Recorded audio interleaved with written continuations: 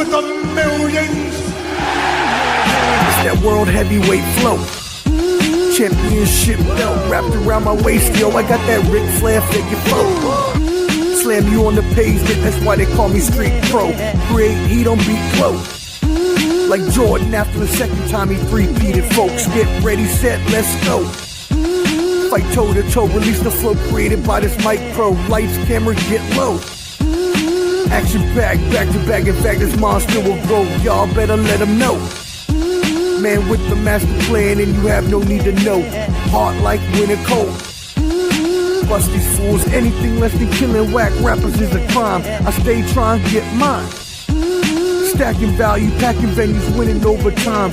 Ain't no fine timeline. Open your eyes, you're looking for the best, and this is what you find. Game is only for the bold. You came prepared, now get ready for the show. Introducing from parts unknown, your UFC and combat sports insider, Clever D, the Combat G, and the Sports Professor.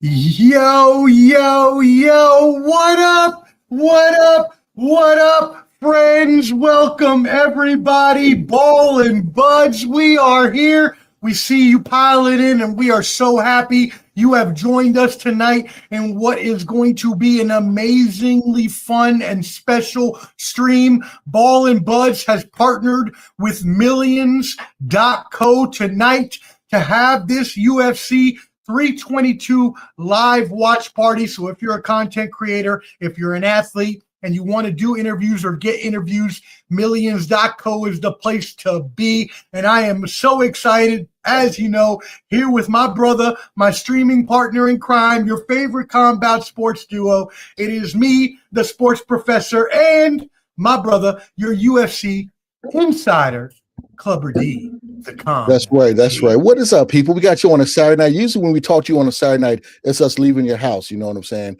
And you know, we're taking all your snacks and all your liquor. But we're here today to do this watch party for UFC 322. I hope you guys are tuned in. If you tune in for 1 second, 2 seconds, like, follow, hop about. You know what I'm saying? We're still here. Just like and follow. We're on the millions because we want to make millions. And we hopefully we're shown to the millions. But that's all the promo I got today right now. Oh, bars. There we go. Bars, my friend. All right. Yeah, hit that like button whether you're watching now or on the replay.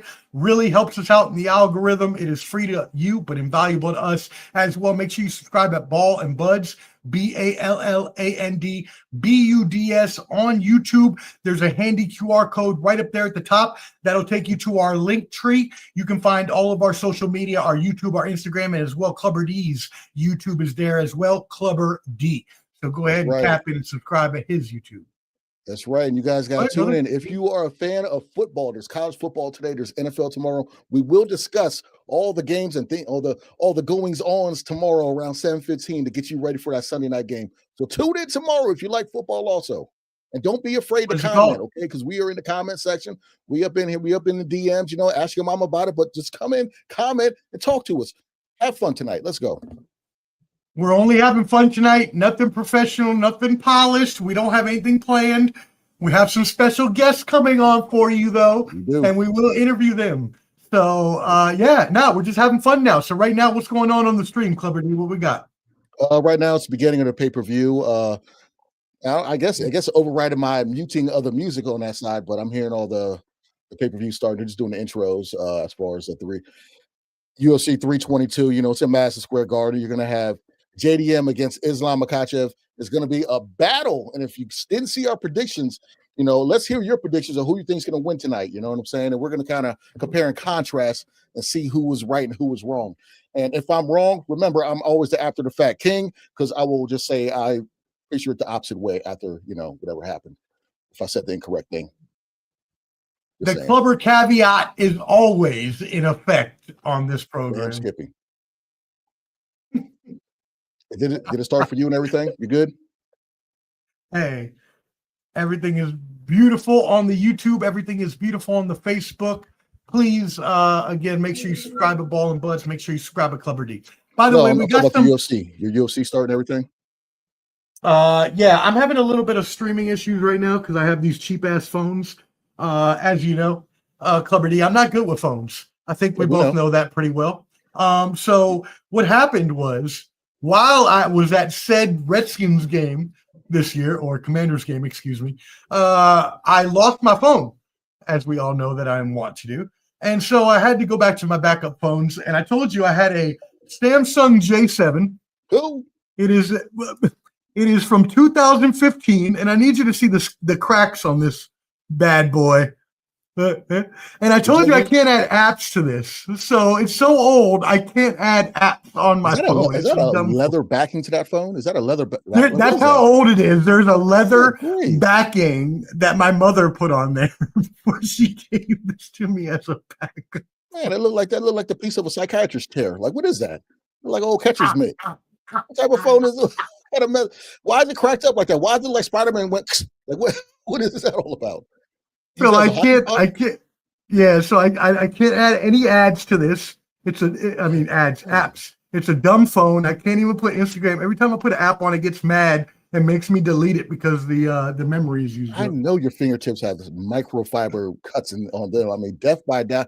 You just slit your finger right there. Good grief, man. Yo, if y'all don't know, I am the master of the broken and lost phones, and all my friends know it, including Clubber D. So Look like they were fighting a crowd as DC's doing the intros. Oh, are they really? Yeah, just to catch all up though, if you didn't watch the prelims, Yes, RoboCop, please. I believe he won by decision. I thought he was going to knock him out, but he didn't. And Bo Nickel actually scored a knockout, a head kick, which was amazing. Okay, so he's kind of bounced back. He lost not his last fight, but the fight before. So Bo Nickel, his stock has risen for all those Bo Nickel fans out there. He's the And so, what do you think Nickel. about that going forward then? Because remember how highly regarded he was, and he lost a couple fights there. So, what's his trajectory? UFC's probably like, thank God for that, because he was going to be their darling. You know what I'm saying? But the beauty about MMA is that it's not like boxing. Boxing, everyone wants to protect that. You're rarely going to see people that are undefeated at high level in MMA. If you are undefeated, cool, but you're not going to see no like Floyd Mayweather 50-0 type stuff. You're not going to see that stuff in MMA. It's just damn near impossible, unless you're John Jones. But that's an anomaly. That's why he's considered by a lot of people. Hey, shout out to John Jones and Mike Perry. I met them at the Dirty Boxing here in Nashville. I went to the weigh-in and met both of them. It was pretty awesome. Super cool. So yeah, y'all check out Dirty Boxing. They're doing their thing there. But yeah, we're super excited for UFC 322 tonight. Before we get into that, Clubber D, I know you were planning before we had this really special opportunity to do a watch party for the Eubank Benn fight, Eubank Jr. Benn fight. So could you please give all of our fans and let them know what happened with that fight today? Well, that fight was pretty much the opposite. Well, I'm not gonna say the opposite. I think I mentioned when we did the stream that that weight cut that Eubanks take, it caught up with him. He just looked like he just wasn't into it. The first fight, it was a firefight. They're going back and forth, but this one, he was just drained. He just didn't look the same. You know what I'm saying? He had a cool entrance again. Last time, had his dad come out, play Simply the Best, and they came out with like an orchestra that music turned into Still DRE by Dr. Dre. But this time he actually had 50 Cent bring him out. 50 Cent did like a whole damn concert, rapping to the ring. But I feel like Eubanks, he's 36 years old. He should never fight at that local weight class again. It was a good ending of the chapter for Conor Benn and the Benn family. Finally getting a win over the Eubanks. So it was fitting. He got knocked down twice in 12, and he looked out of it. I hate to use what my man Pete Town does, but when Eubanks made that weight cut and he looked so skinny, I was about to add him to that Star Trek: The Next Generation class. I was about to add him to one of them Cleons. He just looked so bony and a big old head. Cleon. I didn't want to bring him to Star Trek Next Generation, but yeah, I mean, it's the big thing was more for British boxing. They had probably another 70,000 people in Tottenham Hotspur arena, in that soccer field. And the fact that you piled all those people in for a non-title fight just proves, that people love British boxing. They love their boxers. They're always there to support their people. So that's really the main thing, a win for boxing in general. Yeah, it seems like they really revere the sport over there, right? They really love boxing over there. Hey, shout out to one of our favorite streaming people, Rock Chalk True Crime, the best true crime podcast on YouTube. Y'all check it out. What you got to say about Rock Chalk? If you think you're going to get away with something, if you think you did something wrong, okay, she's going to find you. She's going to get the information. She's going to put your business out on Front Street to make sure the world knows that you're all right. Hats off to her. She does amazing. This might be a dumb question. What does rock chalk mean as far as was it Kansas Jaybirds? What is that? What's that mean? That's what I think. That's what I think. I think it's the Kansas Jayhawks, but Jayhawks, yeah, not Jaybirds. But what's the meaning of that though? You sure did say Jaybirds. I missed that. I did. Yeah, I did. That's all. It's late, man. Sure, you know what? I think she told us one time. I don't remember, but I think she told us like it's some kind of chant they have. Right? Isn't it a chant though, rock chalk? What's the rock chalk mean? I know you told me one time. I forgot. She's an alum. Okay. She's an alumnus of Kansas. Okay. Didn't Paul Pierce go there? And then she's gonna. Oh yes, he did. Okay. Oh, Rock Chalk is the mascot. All right. Okay. Yeah. Gotcha. Who else was there? Yeah. Paul Pierce. Paul Anthony Pierce, the best Anthony Wiggins. Oh, Danny. No, Wiggins was yeah. No, and Danny. No, Wiggins didn't. But what's his name? Anthony. It was back in the 80s. Antoine Walker went there. No, Antoine Walker. Where did Antoine Walker go? No, Jamal Basham went to Kentucky. We're all jacked up on college basketball. We are all jacked up on college basketball right now. Who's the? Yeah, I don't. Okay, yes, it's the mascot. Okay, no, thank you for tuning in. We really appreciate you. No, that's awesome. Thank you for the update. Wiggins did. Yeah. There you go. Good job. Canadian. Nice. I know he's Canadian. All right, well, tell us who else, because you got the greatest, one of the greatest, Paul Anthony Pierce. Paul Pierce is one of those players. I will say this about Paul Pierce. He looks like he's never in shape. Like he's good. You know what? Don't talk about my man like that. Don't talk about my man like that. Don't do that. Pause. I mean, he's my man though. I don't even I'm not saying he's garbage, but hey, James Toney's a great boxer, but he's not winning a six-pack competition. Let's keep it 100. So Paul Pierce looks like he doesn't look athletic, but he is. It's like the Dusty Rhodes of basketball. Dusty Rhodes leggings. Every time I hear Dusty Rhodes now, I think of Papi Chunier. Perry Ellis. Perry Ellis, like the fashion designer. That's what I'm saying. Like Perry Ellis, like or something. Hold on, I need to pull a Kansas Jayhawks all-time list up here. What's going on in the pay-per-view right now? They're just talking about the first fight, Daniil versus Benoit Saint Denis. Okay. Azubuka, okay. Yeah, Rock Chalk reminds me of my brother when the Raiders are playing and it's like some off-brand Raider player that nobody knows or cares about who might be. I love when he does that. And Danny Manning, who was who I was thinking about. Who played for the Suns. Did you know Will Chamberlain played for Kansas? I never knew that. Yeah, all those guys who played against were plumbers. I mean, come on, man. Will Chamberlain like 1,000 feet tall. Dude. Don't disrespect Will Chamberlain. Not disrespecting. It's obvious. No. There's no. Truth hurts. Okay, I'm not disrespecting. Truth hurts though. Half them dudes and Bill Russell were playing. We're goddamn bus boys at night. We all know that. That's funny. How about these names? Danny Manning is another one. How about these names? Like he wasn't athletic worth a damn. Not a vein in his body or nothing, but he was great, very good, very good. What about Nick Collison? How you like that name? Who? Do you remember Nick Collison from when we were in the military, early 2000s? How about Rafe LaFrance? Yeah, you remember Rafe LaFrance? Yeah, always will be known for messing up the elbow backwards pass with Jason Williams in a rookies showcase game, the All-Star game for the rookies. Oh, yes, I forgot about that. His elbow and Rafe LaFrance messed up the damn dunk. All he was after Parks. Hey, Hall of Famer Boston Celtic JoJo White went to Kansas. I did not know that. That was way back in the Negro League. Somebody know about that. Okay, the Negro Leagues were not basketball, sir. We got. I love that. Washington Denise has been checked by the doctor before he gets in the octagon. Oh, Kirk Heidenreich. Okay, Heidenreich. Kirk played for the Bulls, played for the Wizards. No, we're not going to do that no more. Yeah, we love you, but we can't keep hyping your Kansas Jayhawks up because neither one of us are Kansas Jayhawks. Yeah, I don't think they. Although I do love Paul Pierce. How's your basketball team? How's Virginia Tech this year? How's the basketball they got a beast. I'm not really a Tech fan, to be honest with you, but they're.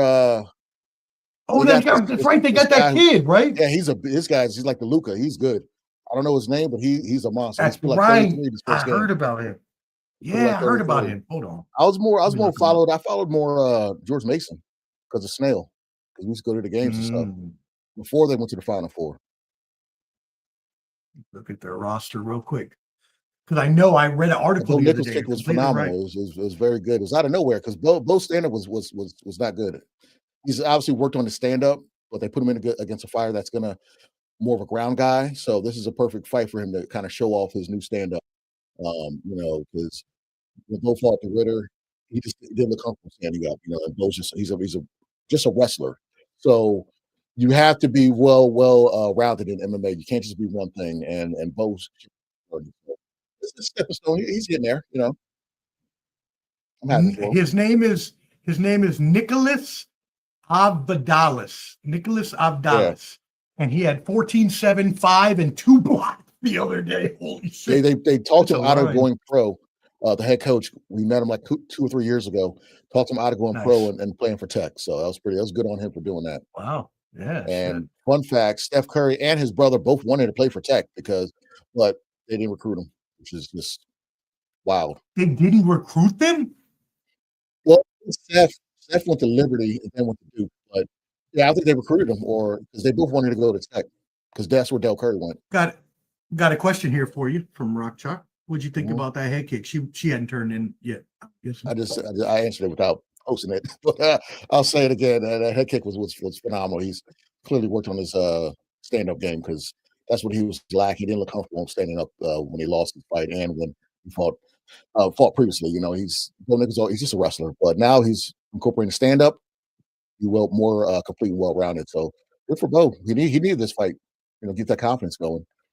We know you can wrestle, but now he's proven that he can stand up a little bit, so that's good. Danil's in here lapping up everybody. Okay. Asking who you got in this fight. I'm going to go use the restroom. We're about to have a special guest come on. I'm going with Benoit St. Denis. I don't know if it's going to be the first, second, or third, but I feel that Benoit's going to knock him out. Benil's a very good fighter, but he's always been that above average, never really, I don't think he's had a title shot, and he's kind of long in the tooth. So I'm going with Benoit. Yeah, 36 years old against 29-year-old Benoit. And, Benoit, when he has intentions on his shots, this guy's like an ex-French special forces guy, very good at grappling. So he's going to keep it on the feet. And, Benoit's going to put them beaters on him. How about you, Rock Chalk? Who you got?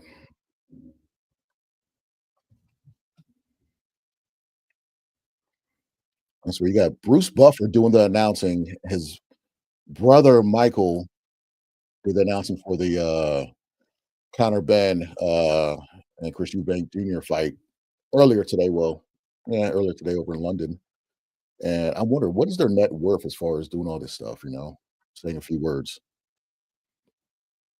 You took Benel. Okay, well, we'll see. We'll see.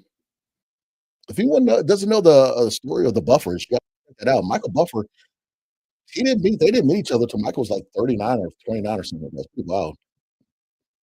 Oh, that's right. You told me that story one time, right? The brothers never knew. Okay. Yeah, they didn't know each other. That's crazy.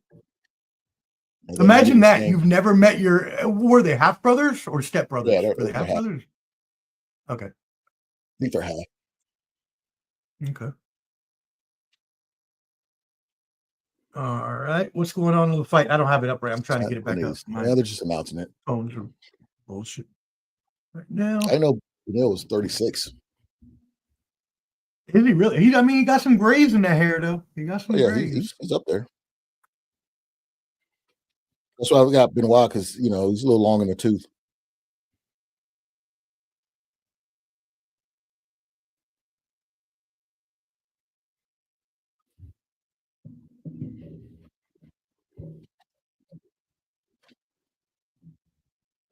The world famous man. Did you watch the verses between? You probably didn't, because I didn't, but you may have. Did you watch the verses between the South? What was for it? the No Limit one? Soldiers and did you watch for that? a hot second. It just, not that I'm a big Wayne guy. Wayne wasn't there. They didn't even do 20 songs. I didn't think Cash Money had enough to really compete with No Limit. It's a star level. Okay. I'm more of a No Limit era guy for Me my too. age bracket, but I Always. feel like it should have been better if it was done in New Orleans, and if yes, I agree completely. Yes.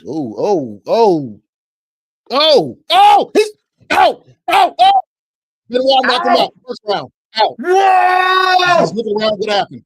Benoit, Saint Denis, down with that right. He kissed the ground. He kissed the canvas. Says he wants that belt shot. I've been saying to him, you turned when you lost just Poirier. I was like, but he just don't bounce back. I told you, Benil's a little longer than two. Take those shots. I told you he'd knock him out. I called it. You did. Oh my God. Wow. Hello. When he hit him, he went bam straight down. You had a long day at work, you just fall on the couch, like, that's what he did. Just like that. Yo. Kiss the cushion. 16 seconds. He got him up out. Like he's ready. He has a dinner date tonight. Like he's looking around. He's looking around like, what happened? What happened? You know what happened? He went to the shadow realm. Yeah, he took 2 shots in that kid. He got a great leg kick. Swept the leg perfectly. And then right on the temple. Yep, right on the ear. And headbutted the ground. He did a Chris Benoit. Off the top rope. Bam, headbutt. No headbutt action. God, unfortunately, he had a self-tombstone. Good grief. Well, again, good knee, though. Good knee. But then he just took it right to the face. Right to the temple, right inside. Wow. Yeah, you can't, your defense just like that.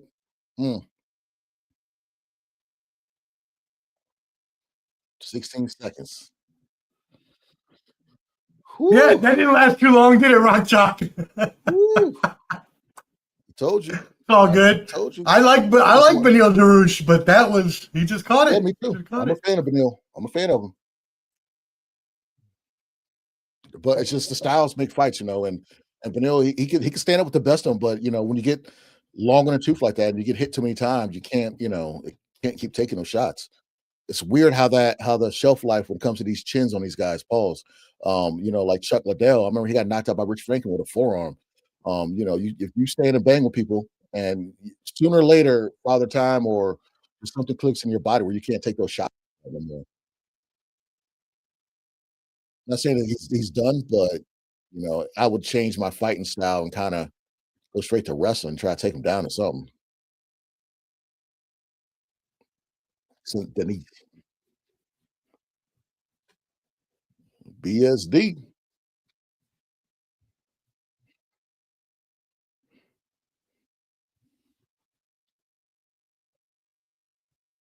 Salute to the veterans. Yes. Clubber D and yours truly are both veterans. So is he. These special forces. Oh, he's special forces? In France, yeah. Okay. Put your internet on there. I'm going to send you a link. Go.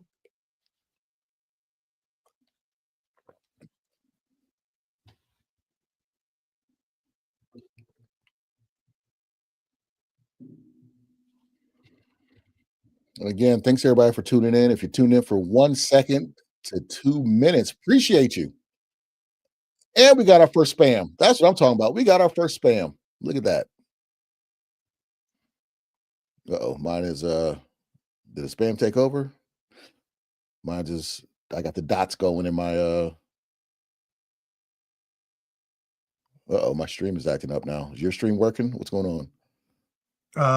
My stream is fine, but I do see all these. Yeah, I don't know where they're coming from, but we'll ignore that. Let me block them if I can. Yeah. My stream just Yeah, I don't know where that came from. There you go. I banned them. So good job. there you go. Boom. We're good. It's back. All right, I'm back. There we go. I'm back. Oh, we zapped him. He gone. Yeah, put it on Facebook. If you can just check, and I'll get it to stream. All right, y'all. Hey, time is now. I told you that we would have special guests on today, and we are super excited right now to welcome in. And I mean, this is a very special privilege for us here at Ball and Buds. Current UFC fighter. And I mean, this dude is a monster. And he goes by the name of the Punisher, 11-0 middleweight, Torres Finney. We appreciate you, brother. Thank you. What's going on, man? Thank you, man. Thank you for having me on the show. Is my connection good? Am I breaking up? Am I good? Oh no, you're good. You don't have the Boost Mobile stuff. You're looking good, man. Am I good? Okay. Yeah, hey, we appreciate you, brother. Thank you. Welcome in. Obviously, we're doing this stream on Millions for the UFC 322. We are Ball and Buds. I am the sports professor. This is Clubber D. We really appreciate you coming on, brother. Thank you for taking time out for us today. So I'm going to let Clubber D have the first question for you, but we're really excited about UFC 322 tonight. First of all, appreciate you coming on. And yes, no, I'm really excited to be on here. I just want to make sure everything's good because I feel like it's breaking up. I'm hearing y'all chipping in and out. I don't know. I'm trying to make sure my Wi-Fi is good. Oh yeah, no, we can hear you loud and clear. You're perfect on our end. Yeah, you're A-okay with us. Uh-oh, might be the Boost Mobile. Yeah. Uh-oh, might be that Boost Mobile. Oh, maybe he did have the Boost Mobile. Maybe they did. That's all right. He'll be back in. No worries. Yeah, that's awesome, though. That is great that we got him here with us tonight. He's going to talk some UFC. He's going to talk about his last fight. He is going to talk about his next fight. We might get some breaking news tonight. Guy, you want to watch him fight. You can watch his clips online. Definitely we'll plug his Instagram. He's a very up-and-coming, exciting fighter that definitely puts on a show for everybody. All right. Here we go. All right. Back with us. There he is. Okay. Can you hear me better now? Okay. I hear y'all much better now. Yes, sir. Yes, sir. Awesome. Yeah. No, thank you for joining us. We really appreciate it, brother. Yes, sir. Thank you for having me. I'm happy to be here. Yes, sir. We got some comments coming in for you, but Clubber D has a question to start us off with. So I see that you play football and wrestling in high school and college. Football looks like you were a linebacker than a fullback. Linebacker in high school, then fullback in college. When you were playing linebacker, who did you try to play after? Who was your guy you looked up to? Well, for me, I was a big I'm a Steelers fan, so I'm big on defense. I'm big about like seeing guys hit each other, big into low scoring games. Actually, like a little bit before I got on here, I was watching the Bulldogs play. I'm a big Georgia fan. So watching those guys play and watching these guys go at it, that was one of my type of things. Palomalu, James Harrison, big into guys like Ray Lewis. But I played defensive line. While I was playing linebacker, I was on the defensive line. So I was second all-time in Georgia in a single season for sacks. I had 24 and a half sacks in one season. Damn. So Okay. we yeah, I was pretty good in, on the defensive side of the ball. And I did some good things on offense in college. I got all conference my sophomore year. So, I was blessed to do certain things in football. But yeah, happy I found fire.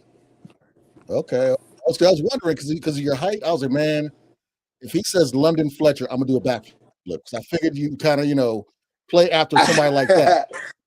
But since you was a I Sax, I'm gonna definitely say remember Elvis Dumerville. How about that? Say what?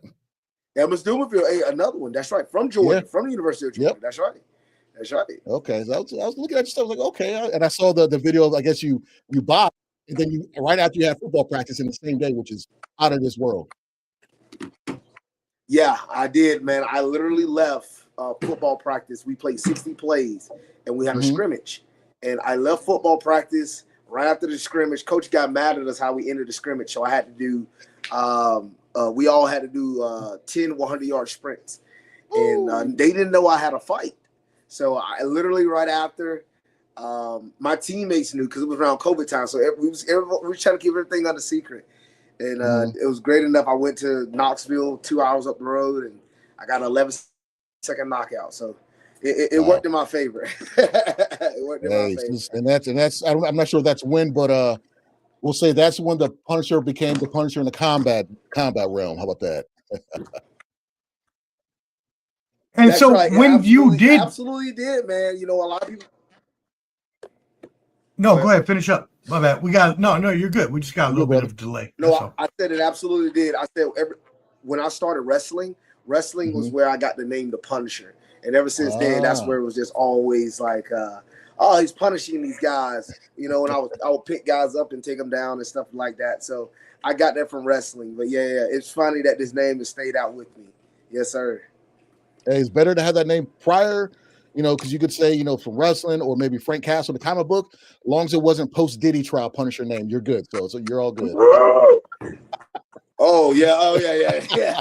Yeah, you ain't lying. Hey, you're not lying on that one, bud. Hey, Torres, man. I better not see no baby oil bottles behind you over there. Oh no. You definitely won't. I got some honey over here, but that's about it. Oh man. Hey, but so what do you think about this? What do you think about this overall card tonight? How do you feel about UFC 322? Say that again. Repeat that again. Yes, sir. How do you feel about the overall 322 card tonight? Oh, so far, it's been really good. So, one, I had a friend that we fought all the way up, funny enough, all the way up to the UFC together. Malcolm Wellmaker, we both from Georgia, and Malcolm, he just had his first loss, and yeah, man, I was just little disappointed, about that fight. But granted, that guy took it on 2 days' notice, so he fought hard. Just some areas for him to clean up, but really big friend with Malcolm. We came up together. We fought a lot of the regional cards together, a lot of the pro cards together. So yeah, we talk a lot between me and him. So yeah, it was really cool to see him go out there and be able to perform in Madison Square Garden. But wish he would have got the win. But overall, he's been on the Jackson podcast. If I'm mistaken, right? With Rampage, he's been on that podcast a couple times. Yeah, he did. Yes, sir. I'm familiar with him. He did. Yeah. Damn. And then the Bo Nickel knockout. I had an opportunity to train with guys like Vieira before. So that was really interesting to see Bo Nickel knock him out like that. That was a great win from Bo Nickel. Great win for Bo Nickel. Yeah. Now is it tough to go ahead, Omar? No, please continue. Oh, I was just saying, is it tough to watch these fights when you see somebody in your division, a potential, opponent, and if you're around friends or even teammates and you see they do a good job, do you want to give them praise, but kind of hold back your praise, like, man, I can still beat that motherfucker, or you be like, are you kind of honest with your breakdown of their fights? How's that work for you? So I'm honest in terms of breaking down fights, and honest in like how I would approach and how somebody else can approach. We all have different skill sets, and it's about who can utilize their skill set the best for that fight. And looking at the scenario for like Malcolm Wellmaker. Wellmaker had to prepare for a completely different fighter from Canada. Then he get Cody Haddon on 4 weeks' notice. Then on 2 days' notice, he gets a completely different fighter. And it's like, oh, well, this guy just fought last week. And if anything, that helps the guy because the guy did just fight last week. And not only did he not have to cut all the way down to 135, he had only cut to 145. So, and I tell people from just my experience, when I cut from 185, I usually walk in the cage around 209, 210.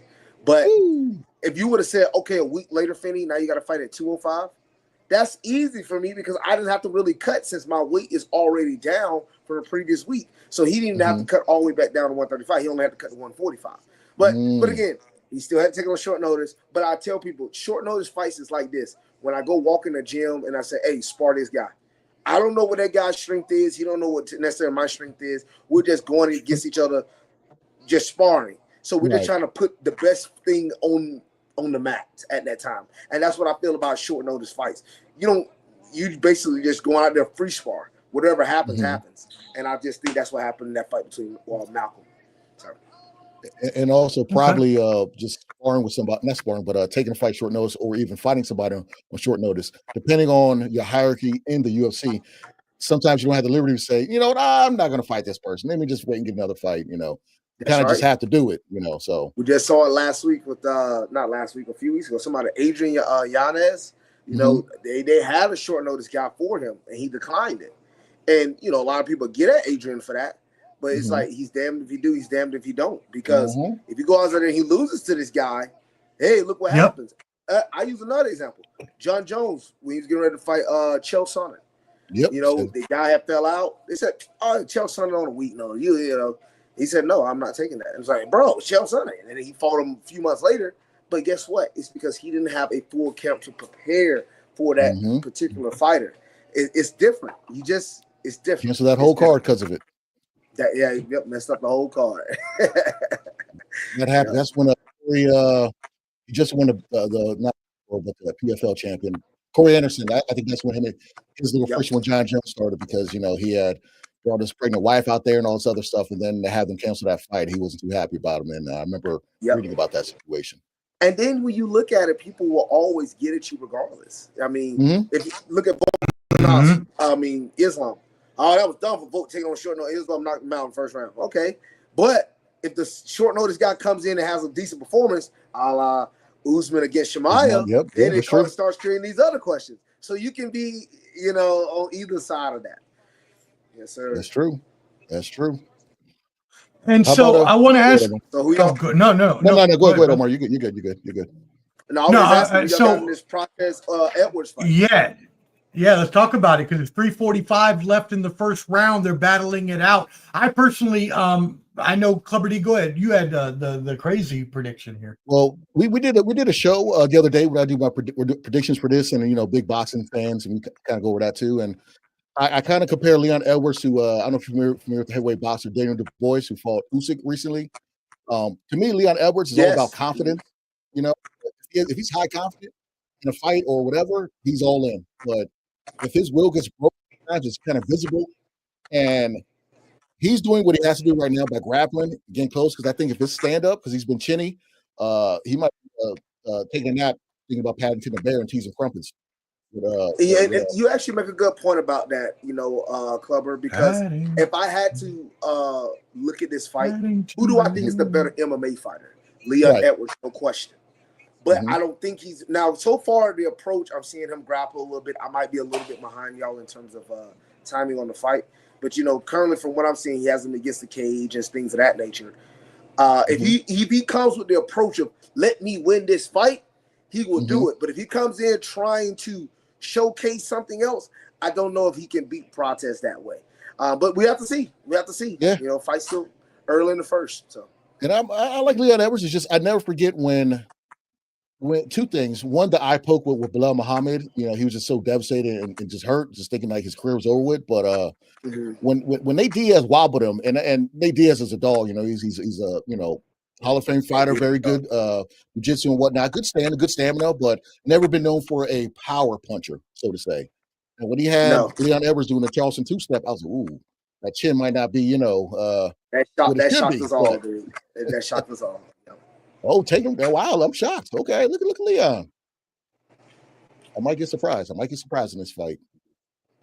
Hey, so Torres, we had a question. Is it Torres or Torres? It's Torres, right? Torres. Yes, sir. So we had a question in the comments asking what your weight was, and so you're all middleweight, correct? Yes, sir. So currently, all right. Yeah, cool. Mm-hmm. My weight right now. So I've been between 220 and 218 the last week. So I'm on the bigger end. I'm a big bone, as they say. When I went to the UFC PI, and I got tested to see, if my weight if I could cut to 70, and the PI tested me and it said there's just legitimately no way unless I don't work out for the entire year, because I'm so dense, bone density wise, and then this is just muscles from years of football and years of wrestling. So I'll have to transform my entire body, and that just takes a long time to do that. And it'll be so hard for them because they say the most they want a body fat percentage to be down. The lowest is around 5% when you're cutting weight, and they feel like I'm at 5% already when I get to 185. So if I cut to 70, I'm at risk. So yeah. So they don't. And Leon's on a backpack right now. Backpack right now. You're in the cage too. I always wonder that with certain fighters. I know with your stature, you're more, stocky. Oh, we might get a rear naked choke. Oh, better hold on, Los. But he's got him. He's out. No. With your stature being more stocky, is it hard to do rounds and spar? I don't want to, get too into your sparring and things like that, but stand up.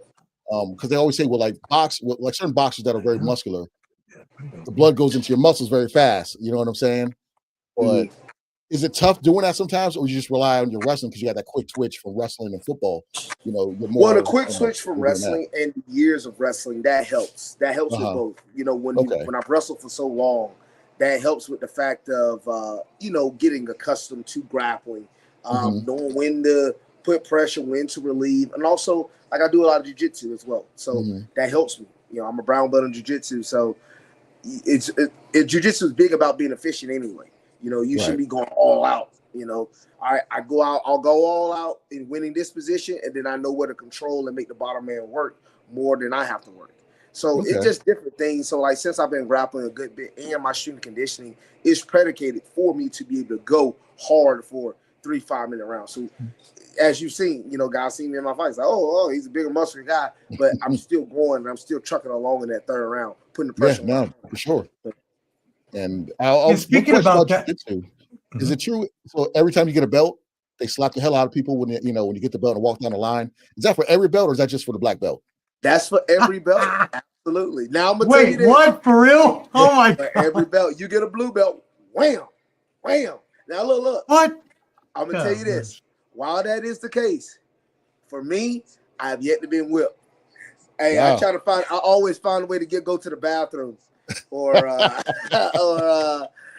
gotta run. I got somewhere to be. Tell me you got sunburn. My mom's picking me up for ice cream. I gotta go. Right? Hey, I got sunburn on my back and my arms. I can't really be whipped like that. Come on. That's right. I can't be whipped today. I tell you this. I will get it done when I get my black belt. When I get my black belt, I'll go through it one time. That's it. No more. Those videos are wild. I gotta set that up too. Man, nice. We got to go outside. You do that, hit me hard like that. Come on now, Jesus. Facts.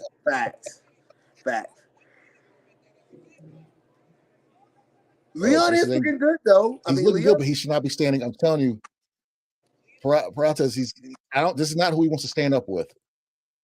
Ooh, that's the question. I have to eat my words. This is the question sometimes, and I'm not taking nothing away from Paratas. But sometimes, when the UFC... there we go. Here we go. Tea and crumpets. Second round. Tea and crumpets. Wow. I called it. Yo. We got 2 early finishes tonight, baby. Let's go. I'm 2 for 2. I literally, I said that was the dumbest approach. The better MMA fighter is Leon, But Pratas is going to go out there and try to. Leon going to try to strike with him. MMA IQ is the biggest thing in this entire game. So many guys can be easily the better fighter, but they go out there and fight a dumb fight, man. Man. You're so right about that, because with the Bo Nichols fight, I was saying, Bo needed to work on his stand up, and that leg kick, it's good for him because we just know him as a wrestler, and it's this. The reason why I love MMA is because you could be an all-star boxer, you could be a Hall of Fame boxer, a la James Toney, but you step in that cage, if you're not well-rounded or at least know something about the ground game or how to grapple or something of that nature, you can get exposed easily. Exposed. And again, Leon should have taken him down more. He should have kept. Again, I don't know why. I don't know why guys are not smart with their approach to the game. Get the win. Get the win. Like this it would be dumb if Islam Makhachev came out here and said, "I'm gonna just only stand and not shoot a single shot against JDM." Well, yeah, you deserve to lose. Bilal Muhammad. Well, he fought JDM. You deserve to lose. You didn't fight your game. That's not your game. There's no way you actually believe that you had Canelo hands. There's no way you actually believe that. I'm sorry. You got to go out there and play your game. That's why these guys, stuff like that happens. How do you feel about this? I said for the main event that if it ends in 3 rounds, 1-3, I got Islam because he was able to take him down. I think if it goes for 5 and he can't do the takedown, it's going to be JDM. That was my prediction for the fight. I had to do a 2-part type thing. This is interesting because I remember the fight when JDM fought Bassa Hafez on short notice, and Hafez came there on a week's notice and took him down at will multiple times. Where watching the fight live, I actually thought JDM lost live. Going back rewatching, okay, and then they talked about he had a nose problem, he was sick, etc. I hear that.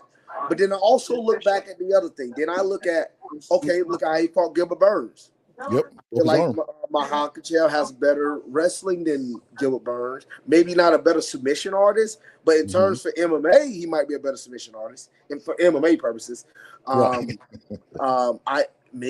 don't know. I just seen too much of JDM getting taken down, and I agree with Islam.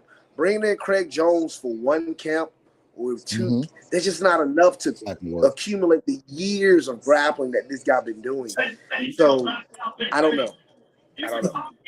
Also the weight too. I want to see pause if it sounds weird, but I want to see the weight on Islam day of the fight because you could say he's a weight bully, at 155, but now at 170, how translate up to that weight class? How much is he walking around at? Is it going to come in around like 180, 185, fighting at 170, or is it going to be maybe, higher than that, or be, closer to 170? So Islam probably going to walk in the cage around 185, 188. I've heard from people, I know that's trained with him, that have been in the room with him. Heck, I'm about to say, from what I've heard, I trained with my head coach. Here's Daniel Cormier. That's certainly where I'm at here now, here at his gym. So, with DC being my head coach and stuff, we learned a little bit about how the Russians train, how to do some things. And you're right. He's probably walking the cage around 188, 190-ish, right at the cusp. But yeah, I definitely think he's gonna be a big boy in there. And there's been a lot of words that he grappled a lot of bigger guys on like occasionally, and he does a lot of work to him. So that's why I think this is gonna be. I think we're gonna be shocked a little bit, but I'm not discrediting JDM because JDM is really good and his boxing is so clean. And if he can land that shot that just wobble, he's a finisher. He knows how to get out. He's been knocked out before, he's not defeated, and it was pretty much by somebody not many people know who is. So who that guy is? True. So Islam can get caught. Now, before we get to the next fight, we got to talk about judo. We got to find out what's going on. Your last match, you beat Robert Valentin, 10-0 fighter, undefeated. You beat him by a split decision. Your last bout got canceled in August. Can you tell us what happened with that last bout and what is going on for your next fight? Yeah, so I was dealing with an injury. Got a little hurt in training. So I had to do what's best for me. But now, you know, I'm back. I also, like I said, I found me a new team. I'm here training at Dan Cormier's. We got a fight team called the Academy, the Fight Club. We have a lot of really good guys here on the team here in Gilroy, California. And yeah, it's been one of those things for me where I've just been training, staying at it, getting better. I feel like I've just grown so much since being here, training here with all these guys. So, you know, DC putting us through the ringer. Heck, he'll spar with us. He'll grapple with us. You know, we go with him. And guys like Antonio and Andrade. We got some guys here that are going to be coming up soon. We got a few guys that fought in the Contender Series like Chapeline. Oh, my gosh. Emmanuel Rodriguez, Tommy Gant.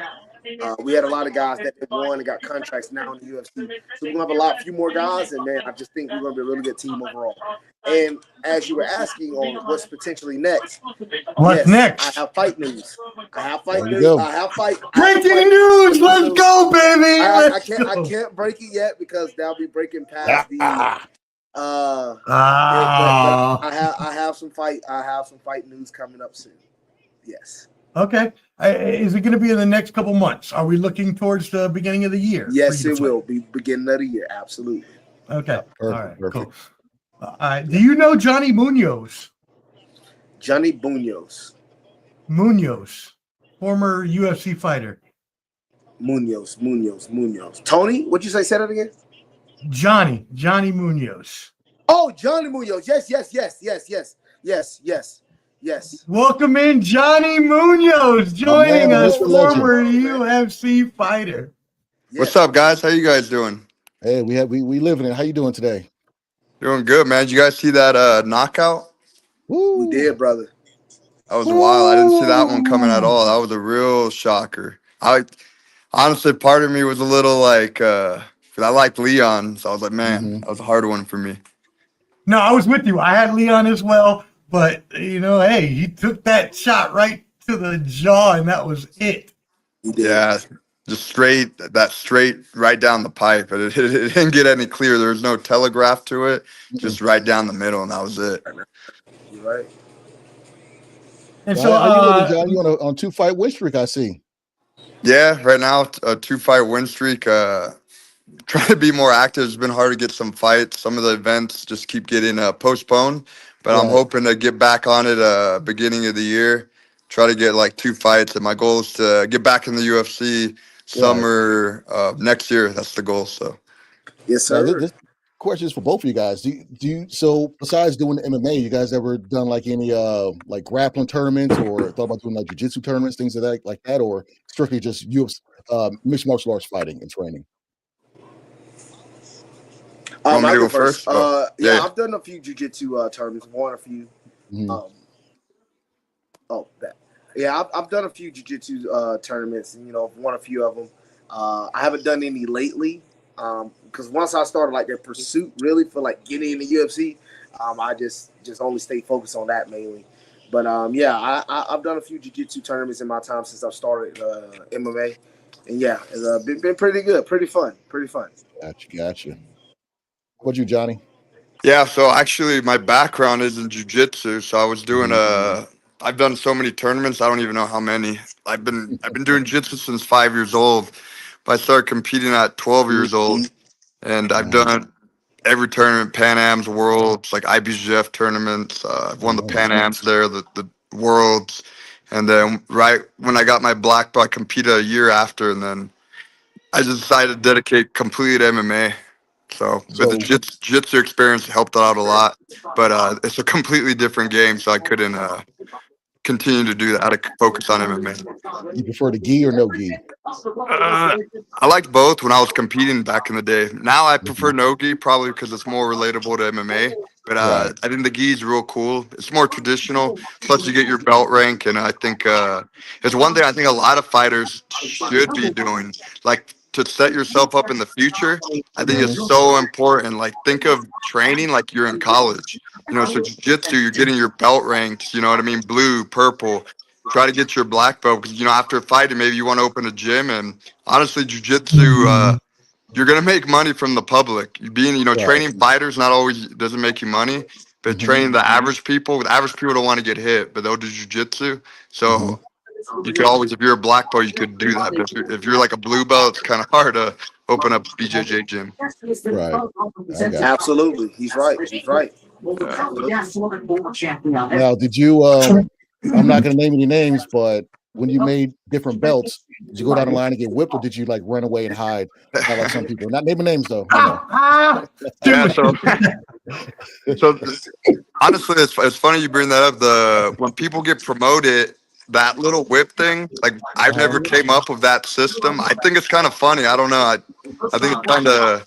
I don't like. I see some guys they get really messed up. So you know, all y'all are ducking the whips. Yeah, so we got all these fighters ducking whips. What's happening? But I'll admit it. I ducked the whips. Are you guys black belts or? I'm a brown belt. Okay.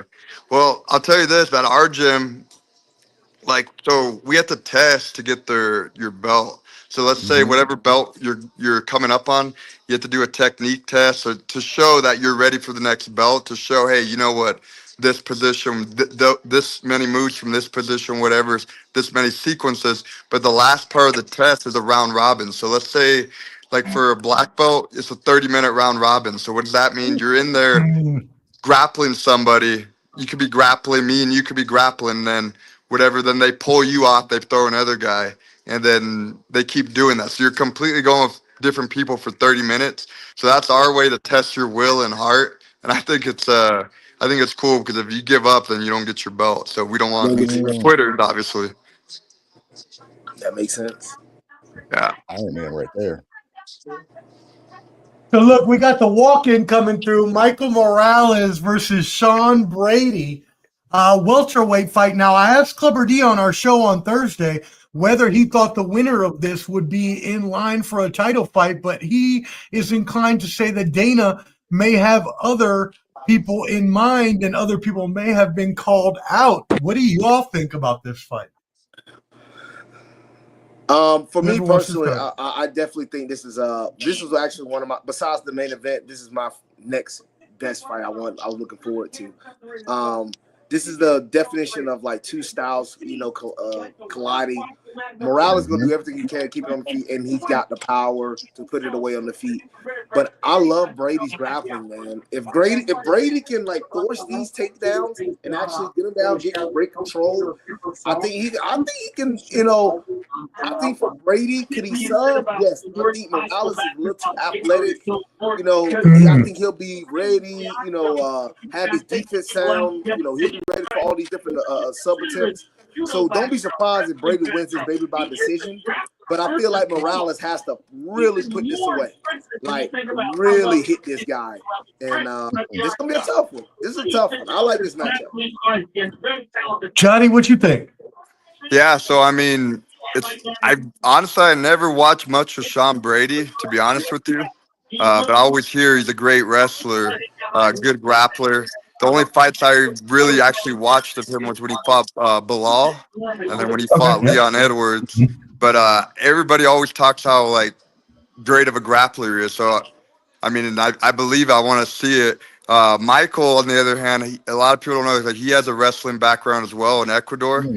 Probably not as obviously as prestigious as what Brady got, but yeah, he could grapple. And the funny thing is, I used to train with Michael down in Mexico.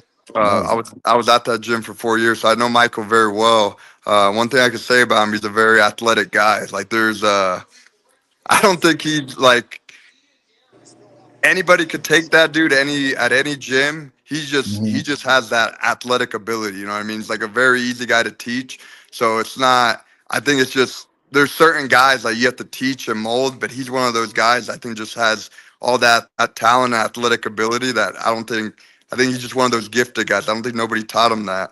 And I've seen him train, and he's able to do some pretty wild stuff. So this fight's exciting. Plus, I know him too, and I've always been cool with him. Man, we were talking to Torres about that. Like, it's tough watching your friends or ex, gym mates or sparring partners or fight if you guys have like a bond. You know what I'm saying? And I'm sure, like, if you see one of your friends get knocked out or whatever, get hurt, you kind of want to jump through the TV, like, hey man, leave him alone. Is it tough to stay in your seat as you're watching, your friends fight?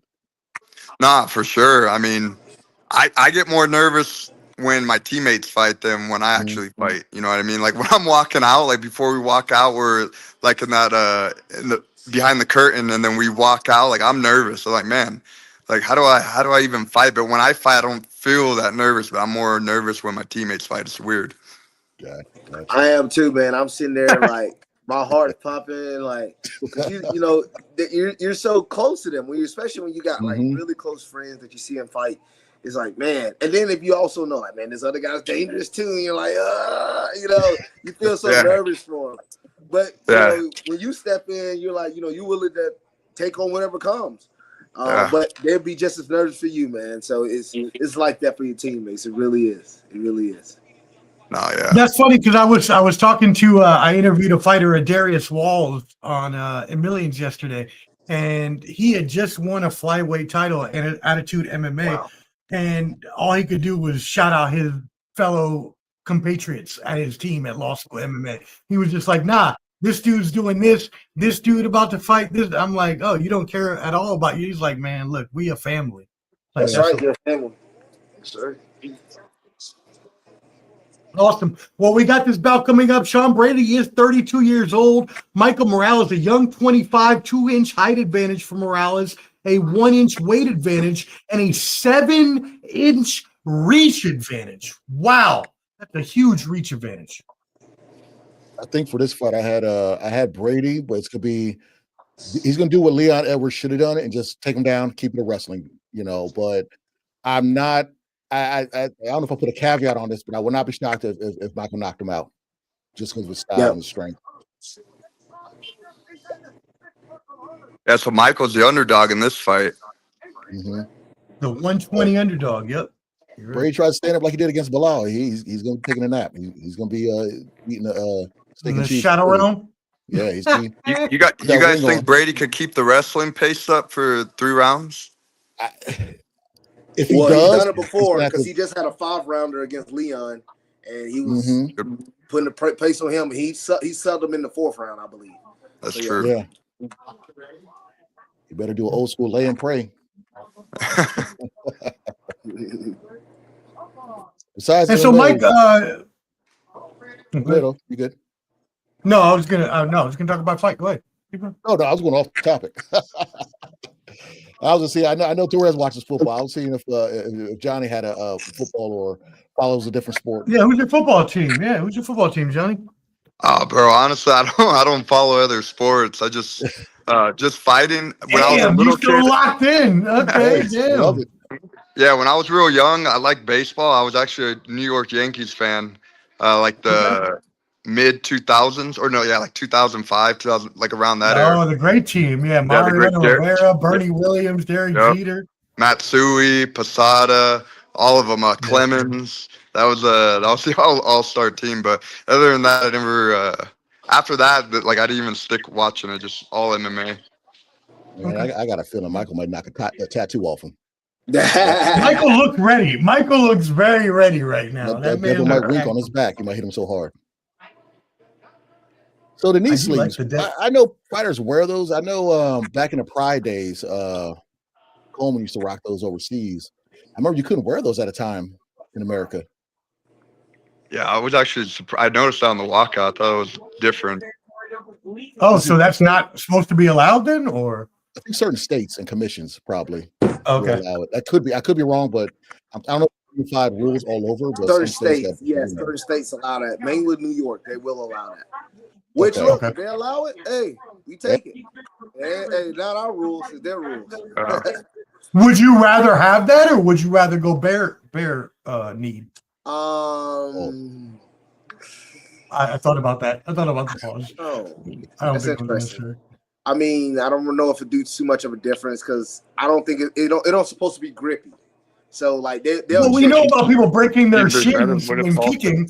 Do you think that still happens with those knee braces on, or? I think those knee braces. Knee braces don't supposed to have no weight to it. So I think it just looks like covering up the knee rather than like actually. Got it. Okay. Mm-hmm. I was wondering for like wrestling, like you go for your single leg, it doesn't. Yeah, similar like that.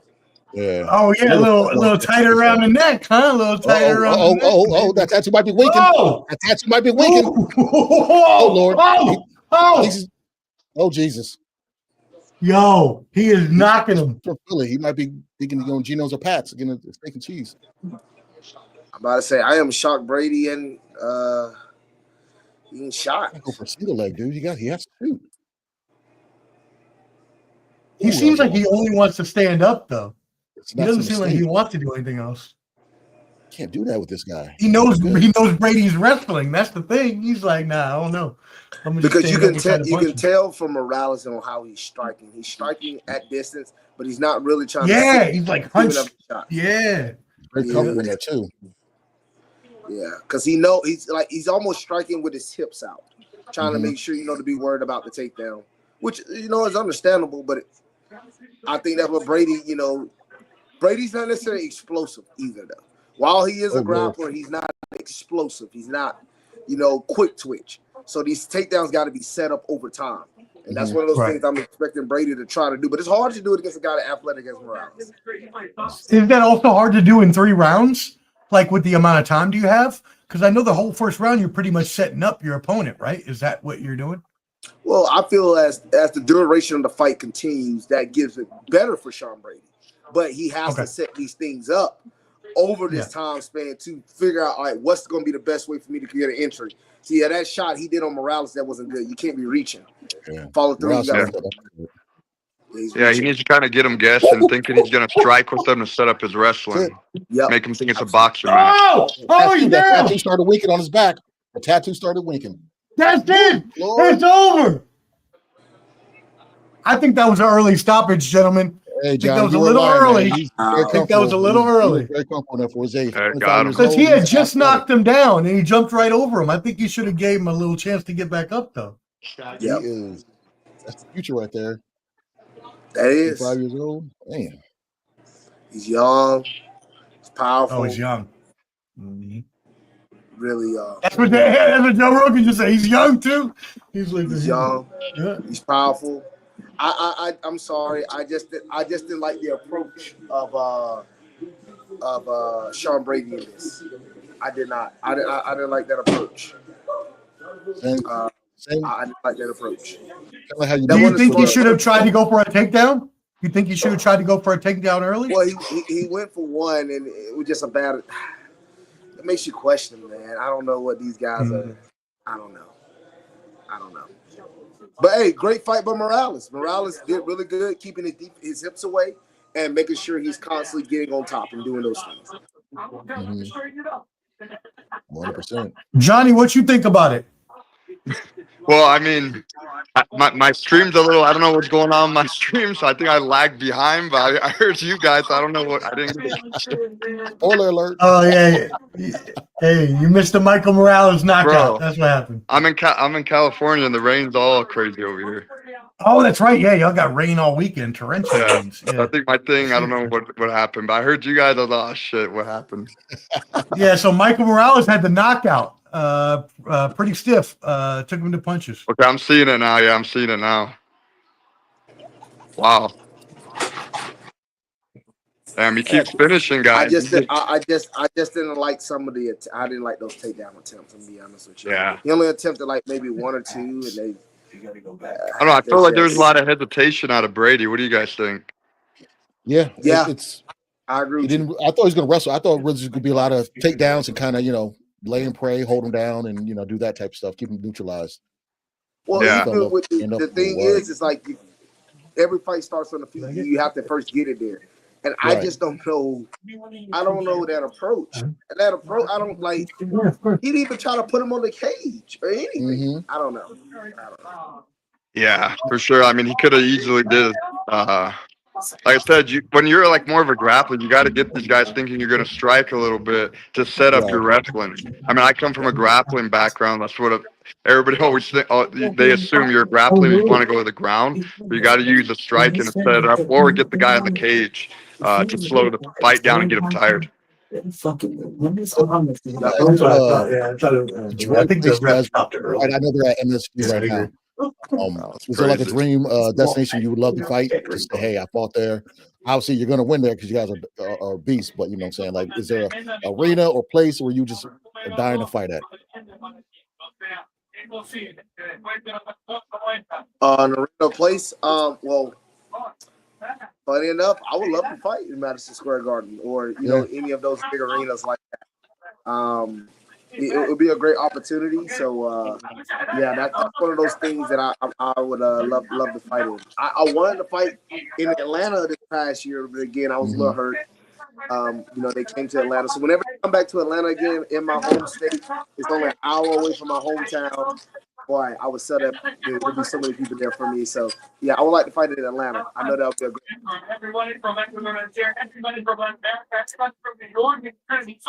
How about you, Johnny? Yeah, so like MSG would be cool. There's so much history there. Boxing. There's so much like crazy sports events that happen in there. It'd be cool to fight there. I mean, the White House, that'd be cool. It's different. I don't know if it's completely safe to fight in the you White shooting House. your So. shot. Throw it out Shooting your there. shot. Shoot your shot, baby. Hey. Not a far drive for myself. I'll drive up there. I might hold a sign and everything. Yo, put Johnny up in there. Let's go. Let's go. Hey, I'm trying to get back in the summer, so I'm an America first kind of guy. So I think I'd fit well. I'm Mexican American, but I'm an America first kind of guy. So I think I fit well in that card. So Johnny, you were in UFC a couple years ago, and you're now fighting in UWC. Is that correct?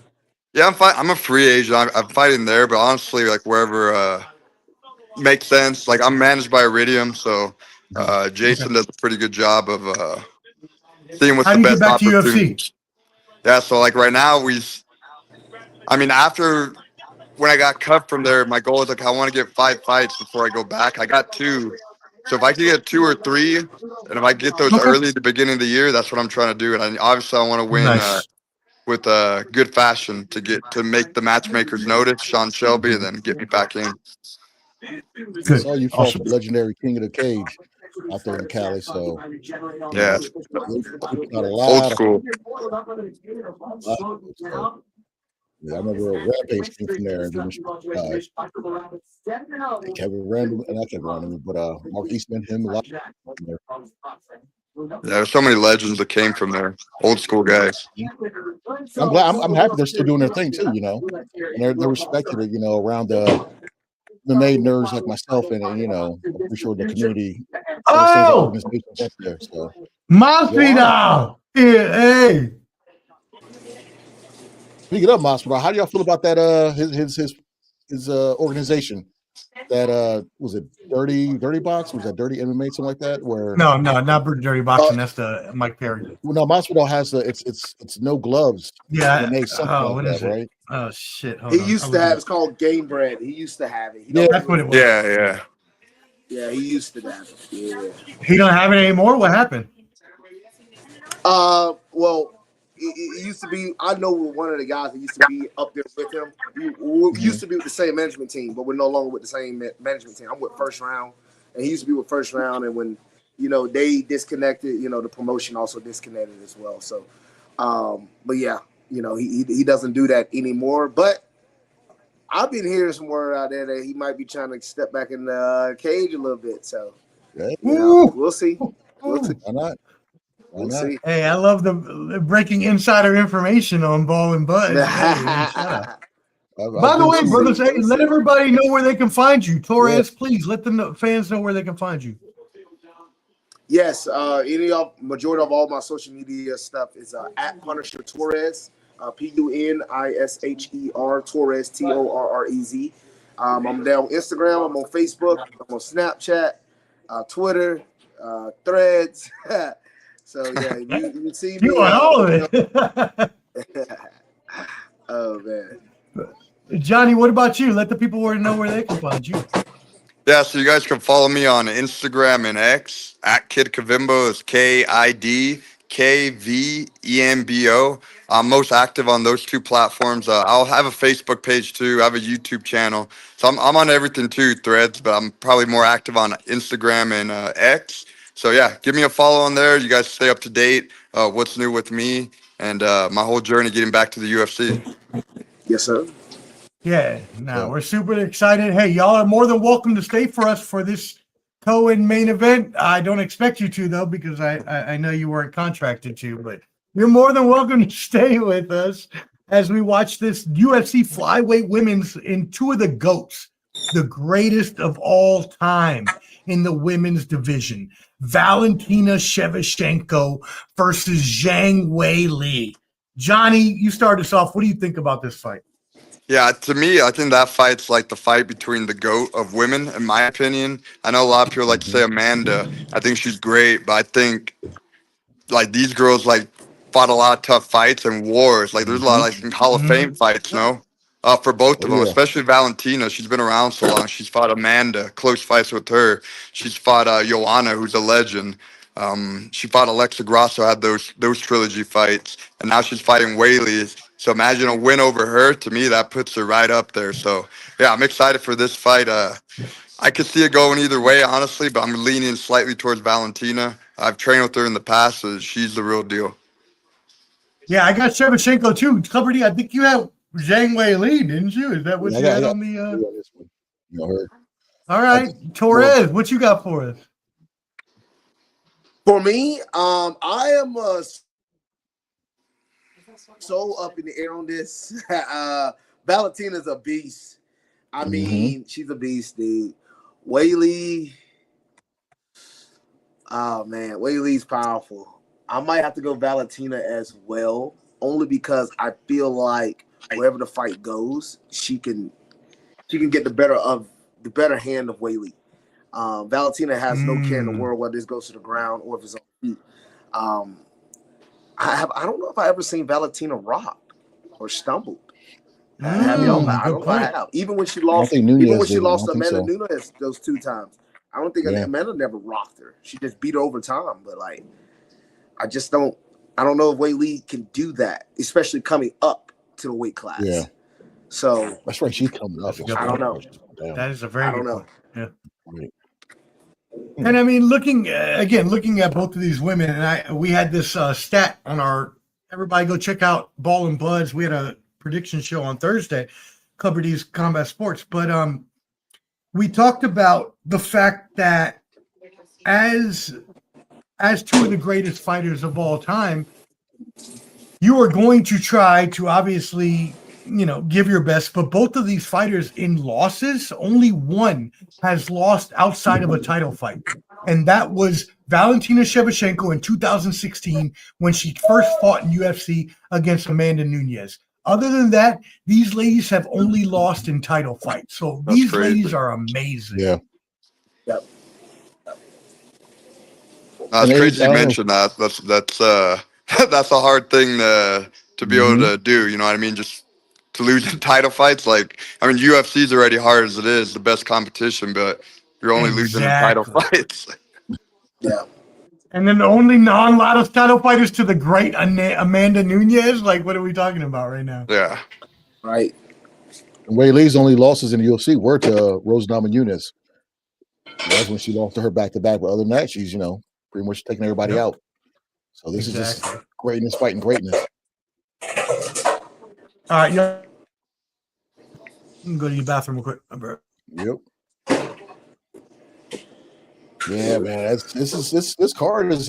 I was telling O about this when we did our show that before UFC goes over to Paramount, they had to put on a big show. I guess this is like the last hurrah. I'm not sure if there's another event before they switch over, but I think they did the fans and everybody right with this stacked lineup of good fights. How do y'all feel about this card? Even though y'all should be on it, but we'll go over that fact.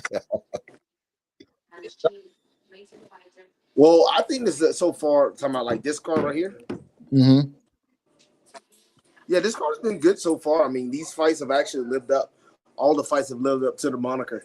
I just think, there's just so many competitors, man. And I think this fight is a really good showing of the welterweight division. We just saw what Carlos Prado just did to Leon Edwards. We just saw what Michael Morales just did to Sean Brady. So now we're about to, have an established 170 champion. I just think this just gives up a lot of things. Then you still got Shavkat Rakhmonov. Then you still got Kamaru Usman. You still got those guys right there in the division. So it just creates a lot of questions, and when you have that many questions within one division, that means the division's doing really good. So that's a good thing. Yeah, no, I agree. I mean, this is a real good card. Like even the prelims were real good. They have a lot of good names on there, a lot of good fights. They were like, okay, that's a good fight. And yeah, plus I mean, part of it too, I think is one of their end of the year card. It's not the end of the year card, but it's one towards the end. But also it's an MSG. Like they gotta deliver an MSG to make history. I mean, you have to. You can't just put a bullshit card together on MSG. Yeah, I'm trying to think. Like I remember was UFC. Was it 300 or 200? Was that MSG? 300 when DC fought I think DC Brock? fought Anderson No, Silva. yeah. Oh, that was 200. Brock, I think Brock got in the cage. Did he get in the cage on that one? Yeah, Brock. It was when the cage was yellow, right? Yeah. Cage was yellow. Because Conor fought Eddie Alvarez that night. Okay, no, that's a different card. That's that's 3 different cards actually. Yeah. Okay, yeah, you. So that's yeah. They did fight at Madison Square Garden, Conor versus Alvarez, but I think DC had just beat Derek Lewis and Brock Lesnar had walked in the cage, and you know that's when he was. That's what it was. But I think these guys are pieces of crap. Yeah, but when they fought in the yellow cage, remember when it was all yellow? Wasn't that UFC 200? Anderson fought DC, and then Brock fought. Who did Brock fight? And they ended up. He fought Mark. Mark Coleman, yeah, because he sued him because he was he was on steroids. Yeah. He actually won that lawsuit too. And Brock said, "You know what? Back to WWE, so I give you an F5." Hey, which he's making a lot of money. And did y'all see how Brock Lesnar looked when he was getting ready for SummerSlam against Cena? Yeah, he's massive, bro. He's like 48, 47, looking like that. Like, props to him. His daughter is even a great athlete, you know. So his daughter. She did. His daughter big too. She's like female Brock. Yeah. Right. I mean, so are y'all talking to her, or are we? She's dating Anna. Hey, I have a girlfriend, so no comment. Yeah. Don't want to get nobody beat up. I don't get rear neck choke when he's sleeping. Yeah, right. All right, Rock Chalk is asking who we got in this fight. Who's everybody got coming up? I got Valentina. I got Valentina. Dion. All right, I got Valentina. Shout out to Hawkeyes checking in. We really appreciate y'all. Y'all check out the best true crime podcast on YouTube, Rock Chalk True Crime. Yes, thank you. We appreciate y'all. Something out there, and it goes to court. It's gonna get you. Hey, gentlemen, it's been great on here with you guys chatting. I'm gonna go fix my stream because I'm lagging. I don't know what's going. This rain's messing my stream up. So I gotta go. Hey, no worries. But hey, if you want to jump back on, you're more than welcome. Appreciate you guys. Hey, let's do this again soon. Oh, definitely. Salute. We'll bring you on Ball and Buds. We'll talk soon. Awesome. Appreciate all of you guys. All right, later, bro. Peace. All right. Cool. Yes, sir. Absolutely. You staying with us, Torres? I'm about to go on this one. I will. Okay. Because they're about to get cooking in here. So no problem on that. But look, I am very happy to be on here. We got to do this again. Absolutely got to do this again because I really enjoy this. And I love talking fighting. So please, anytime you want to have me on or interview or anything, just let me know. I'm down. Hey, yeah, we followed each other on. Yep, and we followed each other on Instagram. So I will. I'll hit you up and we'll get you on. We'll get you on the Ball and Buds YouTube. Yes, sir. Thank you so much, brothers. All right. Yes, sir. Take care, brother. Yeah. Everybody loving Torres out here. Look at that. All the comments coming through. Hey, what was that? Undefeated. That was awesome. That's an undefeated rising MMA fighter. Torres Finley. You guys gotta watch his stuff. Add him on Instagram. You know, and he's gonna be that dude. And we had Johnny Munoz. Johnny Munoz, former UFC fighter. Like, what are we talking about? Ball and Buds has all the fighters for you. How's everybody? Rock Chalk, we appreciate y'all. We got people texting me. If you're too scared to put it in the chat, that's fine. You guys text, that's fine. Okay, but you guys, thanks for We watching. love you. We love you. If you guys tap in for 1 second, 3 seconds to 5 seconds, just do a like. Free. Man, how awesome was that though, bro? That's dope. Very nice guys. They weren't dense, very, very outgoing, they know the assignment and how to just be very personable. Because sometimes these fighters, they have long training camps or just a lot of training, they're very tired, they really want to talk about much. Yeah. Well, these guys were awesome, man. They're very awesome. I definitely want to see will come on like for football. I'd love to hear his take on Georgia with Lamar, or if I didn't see if he was a Falcons fan. I'm sure he's a Falcons fan. See if his opinion on the Falcons is the same thing as Lamar right now, So. Oh, that's right. Yeah, we didn't even ask him about. We asked him, but I don't think he told us He told us his college team was Georgia. I like to. So we assume when we come on these fighters, I want to get it happen in a personal life as far as like like video games. You do things besides fighting. You know what I'm saying? Like what are your other interests besides train? Try to get them to. Hey, Clubber D, we got a first timer. Oh, we got a first timer. Like I said, Jeff, I was going to say, hey, how you doing, Hawkeyes? Now, are you good? Are you an archer or also like Hawkeye, like Clint? Are you the same thing, or just, you have eyes similar to a Hulk? I don't know. Rock Chalk, I am too. Don't worry. I'm about 15 seconds behind the main feed too. I'm low budget behind, so I don't know. Oh, she said she's faster. Oh, she's faster. Okay, so she's ahead of us. Yeah, because we're on the stream. So shout out to Millions. Anyone who's tapped in with the Millions, or watching the Millions, appreciate them. They graced us this opportunity. Omar did all the work. He said, "Hey, I got something." I said, "I'm in." So yeah, appreciate them for providing this for us, so we can bring this to you guys and hear us, a fun little banter. And I'm proud I haven't used the bathroom yet. Hey, I mean, I'm having an amazing time. Thank you again, like Clubber D said, to Millions for hosting this watch party that we could come to you for. Shout out. It's going to start here. We're going to the co-main event right now. Yeah, so we got to do the women's fight. We got you, brother. And then that'll be 30 minutes or so. I would say, probably about if this fight goes to full, 5 rounds, then, you're looking at probably a good 35 minutes. But hey, we appreciate the sub. Hey, thank you so very much. Make sure you subscribe to Clubber D's YouTube too. Clever. Yeah. Get the trifecta. We're trying to divide. We're trying to divide and conquer and come together like Voltron. And we got a big boxing show on Wednesday. Who's going to be on that show? Yes, please. Yes. Boxing champs, fight picks. Josh from 86 Boxing, Skywalker Boxing Media, and Clubber D. Who is the last person with us? The last person that's going to be gracing us with his presence is none other than heavy on the poppy, light on the yayo. Poppy Tune Yayo will be in the studio with us. Wednesday, 8 Eastern. Y'all make sure you tap into Ball and Buzz. Make sure you tap into Clubber D wherever you're at. Skywalker, yes. Skywalker will be there. He will be there, yes. He just Wednesday night. He just posted. Oh, did he really? Yeah. That's dope. Yeah. Nice. Look at Skywalker. Hey, we love Skywalker. The best networker in boxing. We will be on next Wednesday. Y'all check us out. Any type of cool. Learn about boxing in general. 86 Boxing. Josh does a great job talking about the great historian, bro. Historian. Back when I had a hairline and was boxing. I used to box back in the day. I'd be learning so much stuff from him, bro. I'd be learning so much stuff. The cartoon, the animations he does with his videos. Man.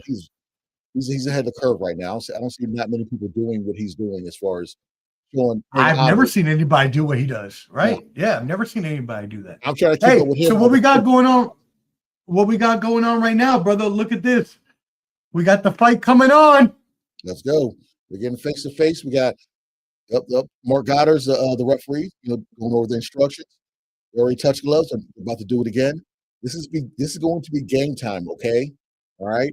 And all the people out there, if you're having a beverage, if it goes in the first round, I will take a shot of something. I'm not gonna tell you what I'm going to take a shot of, but if it goes in the first round, I will take a shot just for that. But if it doesn't, y'all got to drink some water or something like that. Here we go. It's on. The co-main event of the evening. We got Weili. All She's right. bouncing around. Valentina stay on that front foot. She's being stationary. She's a kickboxer, so Muay Thai. She's gonna let Weili get into range before she does something. Weili's kind of feeling her out, in and out, being light on her feet, on her toes. Oh, Weili just tagged her. Oh! Got the braid loose. But I think that's what Valentina wants. He wants her to get in close. But so Weili, good body kick by Valentina. The bullet.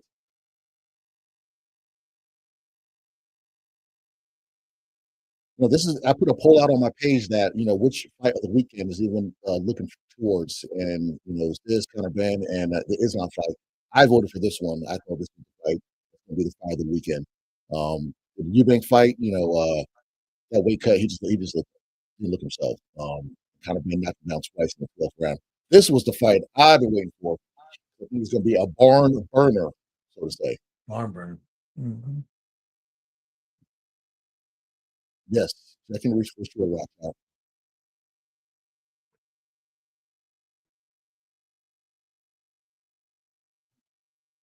Ooh, I get the Jessica eye. So I can knock her out.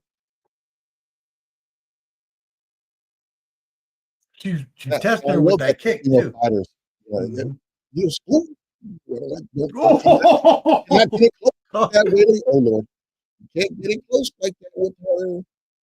Out of all combat sports, I think boxing's getting there, but they've always put women on a high pedestal in MMA, and it takes away that stigma of fight like a girl. Because if you say that, you see one of these lovely young ladies fight, it's just fighting. Okay, beat the fuck out of you. So I'm right. very happy that they do that. It kind of, supposed, take the gender away. It's just a great fighter, period. Regardless of a girl. Hey, we think, no, you're good. We thank everybody for tuning in, including you, Ilyasaram 9834. But unfortunately, we can't show the fight. How about no? Yep, there are copyrights. Yeah. Copyrights. We cannot do that, sir. We would get thrown off the internet very, very quickly. You can't. No, we can't do that. I'm sorry. We're not able to turn and show you. I'm gonna need you to buy the pay-per-view or listen. You're sponsored by millions. We can't do that, or we will not have this option again. So sorry. Thank you, Rock Chalk. We appreciate you backing us up there. We ain't trying to get canceled off the internet.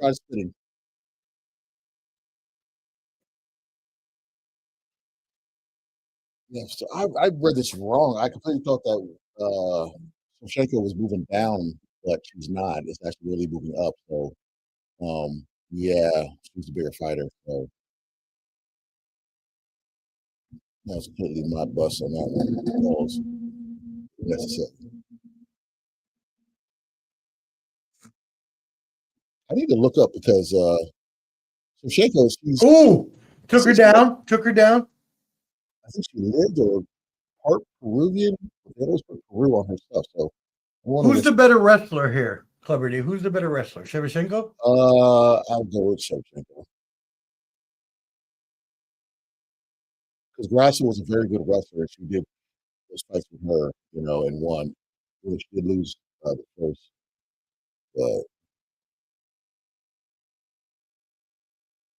She's holding her on the ground. They were zapping in the second. Now, allegedly, I saw on TikTok that people were doing that, showing the Conor Benn fight. Allegedly, I wouldn't take anything like that, but some people were doing that, showing the fight in their face at the same time on TikTok. So, for people that are trying to watch the fight, I wouldn't say, go to TikTok or anything like that. But some places will let people do that. But you can always just order it. But I will not tell anybody to go to TikTok and search it, because that's just wrong. Copyright. Yeah. We're definitely not showing it on here. Sorry for you. Not getting in trouble for anybody on these comments. No offense. We love you. Yeah, I just got kicked off of OnlyFans for doing the same thing. I was trying to show everybody, how I make sandwiches. And they kind of kicked me off OnlyFans for that stuff. It was crazy. It's ridiculous. What sandwiches were you making? It was a turkey and cheese. You know, I put a little bit of a smoked Gouda on my turkey sandwiches. I like Smoked Gouda. smoked Gouda. You know what I mean? Like doing that. They kicked off OnlyFans. I was like, what? You know.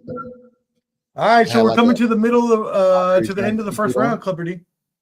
Yeah, I'll give that first round of Valentina. You know, Weili did look good at the beginning. I love the George Foreman standing up instead of sitting down. I like that style. She's looking a little tired, though, isn't she? Should she be sitting down? You know, is what it is. She might want to just stand up. Exactly. 2 girls and a guy sandwich. Well, you know, that's a great sandwich right there. Okay, that's being fulfilled. You know, sometimes there's 2 girls, 1 guy. You don't stop. If you don't stop, Rock Chalk, I know what you really mean. If you don't stop, we are both old enough for this. We are both old enough for that reference. 2 girls, 1 guy is called taste testing. Okay, you want to just you get hungry sometimes. You know, just taste testing. It's good. That may have been the grossest video I've ever watched in my whole entire life. I thought that was 2 girls, 1 cup. I don't know what 2 girls. That's what I'm talking about. That's what I'm talking about. That was the gross. That's what I thought she was talking about. Well, I was talking about the grossest video. She was kind of referenced that. No, I'm talking about the grossest video ever. 2 girls. That's disgusting. That's how could you? Yeah, Rock Chalk. Yeah, I don't understand why they did that. That was so gross. And I don't know why I watched it, but I was told to watch it as a teenager, and I did not know what my eyes would see. Yeah, it was one of those. I remember those snuff sites. We were like, "What the heck is this?" Gross. All right, so we got. There you go. Yep, good. I was saying, Valentina, she's staying put. Let her come to her. Get within distance. We're still trying to figure out where she needs to be to get her proper distance to get in and out. She does not want to grapple because she's smaller 1 and she's taken down again. So, excuse me. She can't have that happen. So we're looking at Valentina taking her down both rounds. So there's a 10-9 round if she can keep her down, right? Mm-hmm. So now she's up 2 rounds to 1 or 2 rounds to 0. Yeah, and you know, it's her moving up will she be able to get her up off her? She's the bigger girl. Okay. Yep. Like I said, like Dean Thomas just mentioned, when he's having a problem with the range, she is having a problem getting in and out and finding out where's the sweet spot to be. She gets too close, she's gonna take it down like this, and almost in a crucifix. If Valentina can pin her right arm under her legs, she can get her in that crucifix position and just have her head exposed to just elbows, right down elbows. You have to buck her off. How would she do that from this position? Does she? No! Oh, man, cheat. You say he biting her? Was that biting? Did I see biting? What is happening? Is she making out with her? I'm confused. Wait a minute. Come on now. Hey, we appreciate you. Thank you so much, Hawkeyes, for tuning in. Please subscribe. And we love you for tuning in. Yep, crucifix, like I said, she got out of it. She kept doing a crucifix as a wrap. She can get her arm for try to do a Kimura if she wanted to focus on her arm. 2:25 left in the round. This might be a 10-8 if she keeps it like this and kind of, you know. Okay, so Zhang is trying to fight out right now.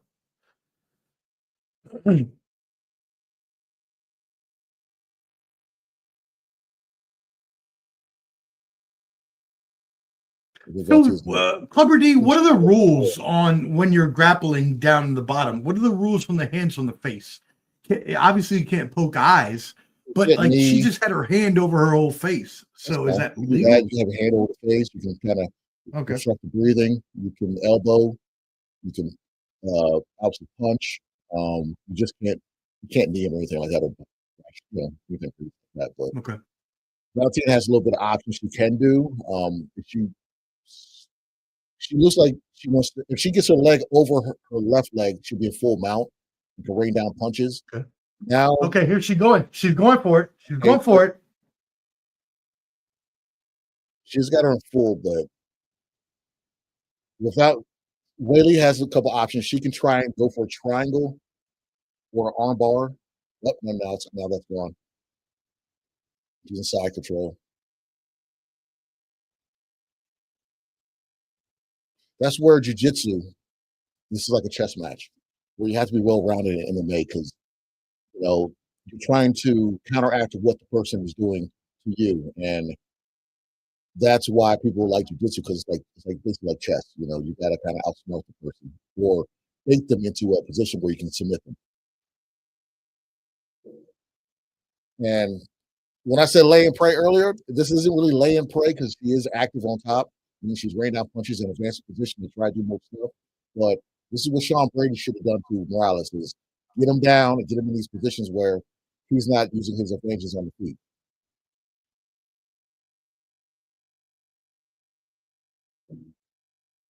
Yep. Yeah, I agree with you. I think Sean Brady should have gone for a couple more takedowns to at least try to wrestle him to the ground. He got a little too comfortable, standing up, just like Leon Edwards got a little comfortable standing up and lull them in and tea and crumpets and Sean Brady was back at Philly eating Geno's or Pats. So he was having a cheesesteak. All right, so middle after the second round, how are you feeling so far about this fight? Oh, Shevchenko's winning. It's okay. Weili's down too. This is the pivotal round. If she does not do, I don't know if she understands English like that. Good for her. I don't know if she's that good, but she's got to win this round. She has to. If she doesn't, it'll be let's say she will keep this round on the feet. Like I said.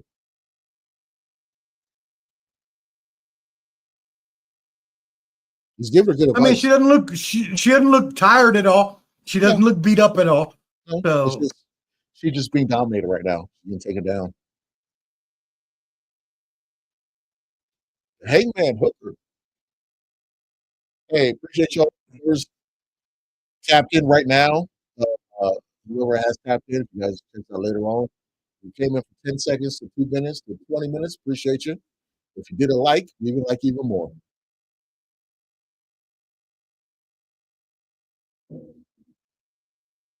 Oh! Yep. That's true. That's what Clubber D said.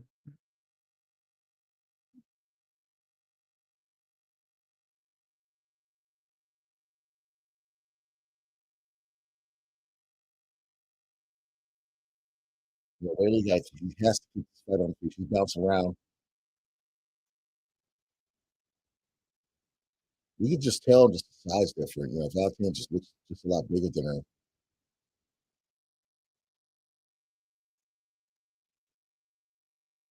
She tried on that one. Valentina, she's turning into my good. Stiff jab. She's getting on that level to where I just can't bet against her or just she's timing her. Every time she looks for that kick, she's giving her straight right.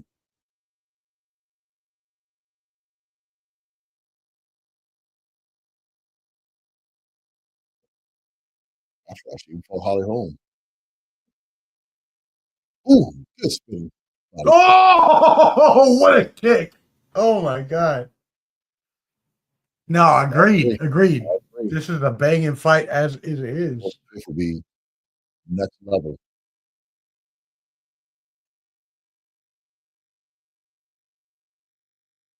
So Clipper D, what would happen after? What would happen after this fight, though? What's next for both of these fighters? They've done so much in their careers. Is there anything more they can do? Is there for Valentina. Silva's she's a beast. She's good. That's what I would love to see. But I mean, it's not much for either or because they are Valentina's 37. Weili is 36. Obviously, they're fighting. I think older women they still kind of keep their level of greatness, unlike men kind of taper off. They can still. I mean, it's really up to them if they want to keep fighting or hanging out. Well, Rock Chalk says Nunez is coming back. What do you think about that? Yeah, but she's fighting. That's higher weight class. She's fighting Kayla Harrison. That's at 135. These two Do you light. think she wins that, or do you think Kayla Harrison wins?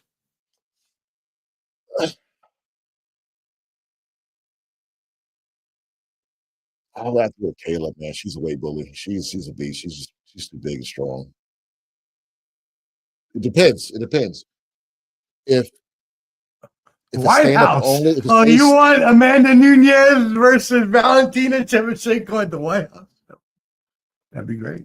no, they should do Kayla and Nunez. Yeah, Kayla and Nunez. Or Harrison, Nunez. sorry, Nunes. Yeah, Nunes. Sorry. That should be a White House card for sure. If it's standing up, it'd be Nunez because Pacheco, Kayla, and PFL standing up. But that was at 145. Yep, take it down again. So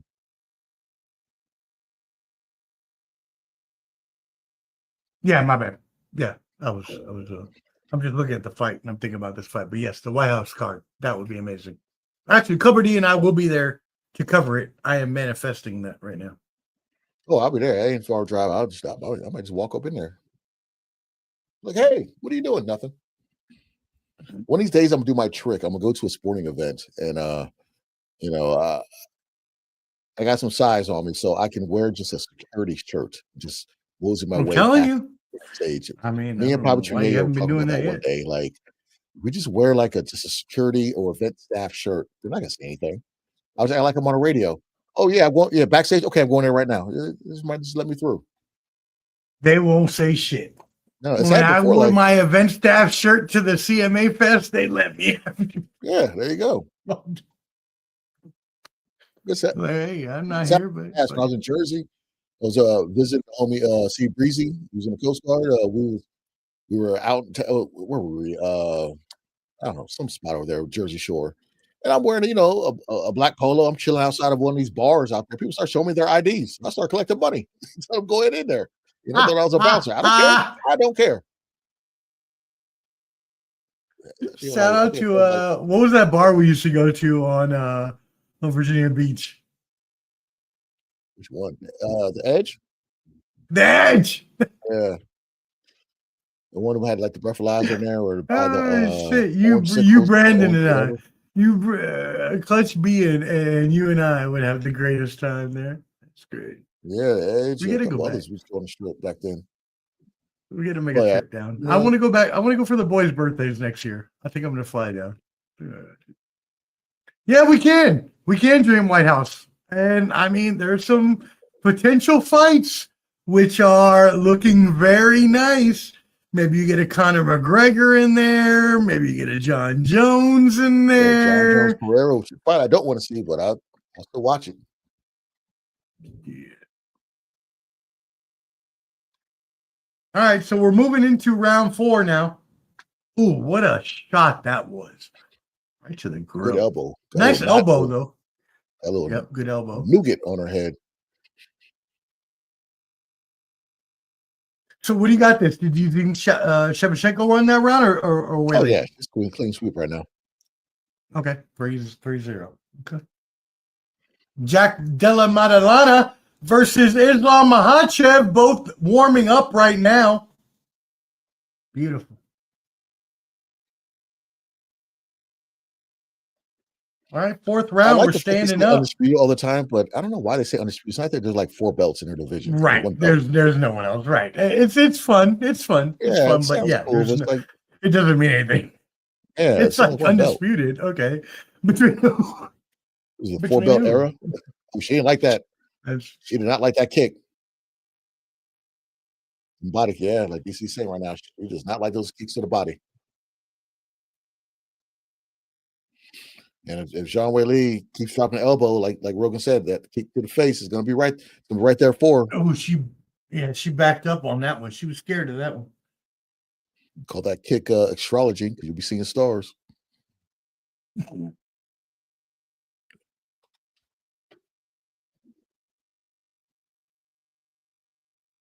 Oh, we getting busy right now. Let's go.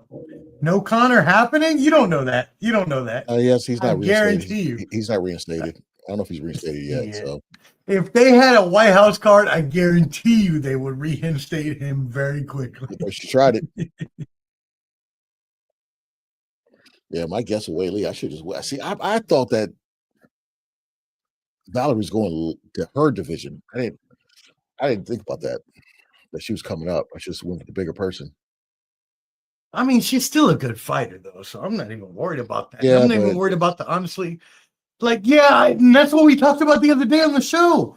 Like, I don't like that when you're a wrestler and you can just take somebody down for 5 rounds. I don't. I want to they'll see stand you up if you're not you doing nothing. stand up. If you're not doing nothing, they'll make you stand up. Well, They've kind of tightened up on that stuff where you can't just lay and pray and hold someone down and not advance position or do anything. all right, so they're still touching up in 4th round. The kick from Ooh, she didn't like that.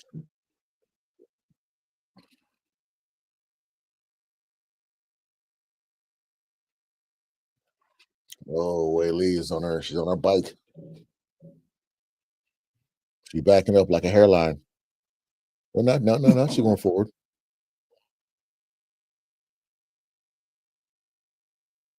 Ooh. Oh! Yeah, that's good. Bofatón, as we call it in Spanish. A little bofatón. Bocatón. Bofatón to your head. Real quick.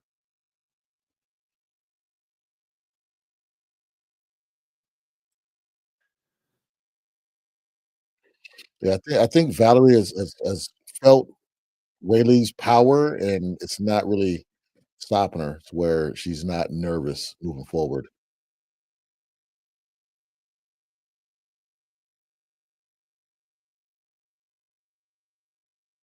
Yeah, I don't think Connor's gonna fight in the UFC anymore. I just don't see it. He's had his chance when he's gonna fight Michael Chandler, but he had that injury, and he's focused on BKFC, and he's talking about running for. Wait, do you ever think he'll fight again then in UFC or just never again? Oh, wow. Okay. Maybe BKFC, but I don't think UFC. I mean, after you make 100 million and get all this money, what that will and drive to want to fight kind of leaves you.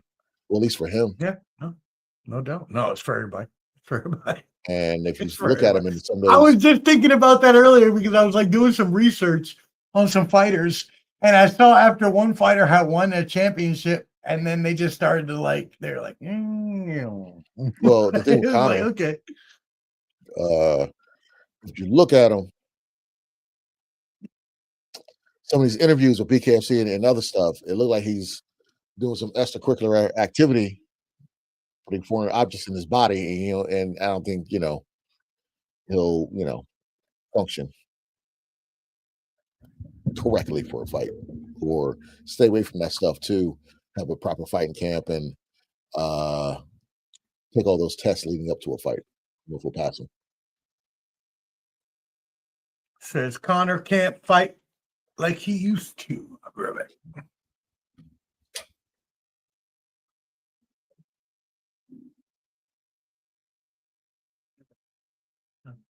Oh, 10 seconds. I can tell because I want to get you that chair. I gotta get out of that shit. Oh, yeah, it's not good for them. I can tell what's that bothering me.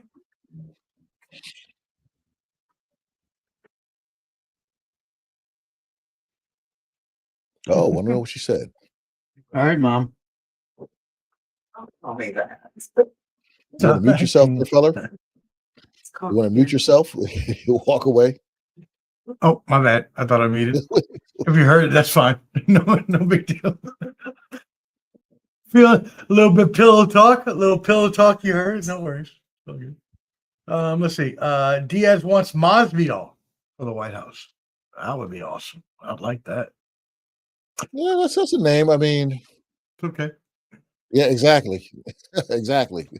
I mean, that's a name, but remember that boxing match? I was like, ooh, don't box. They're like Rick Rubin in the corner.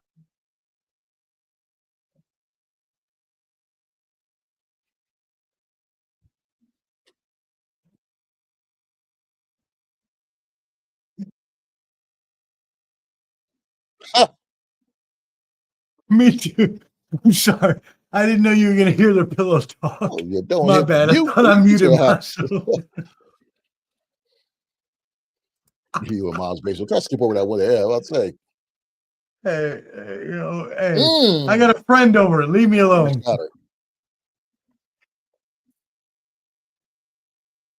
We all need love. I don't see anything wrong with that. Got me. Take it down again. You owe me dinner now.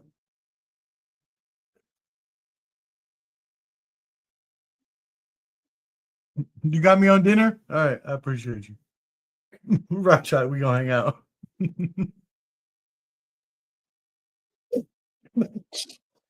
Stone in the bushes. Jesus Christ.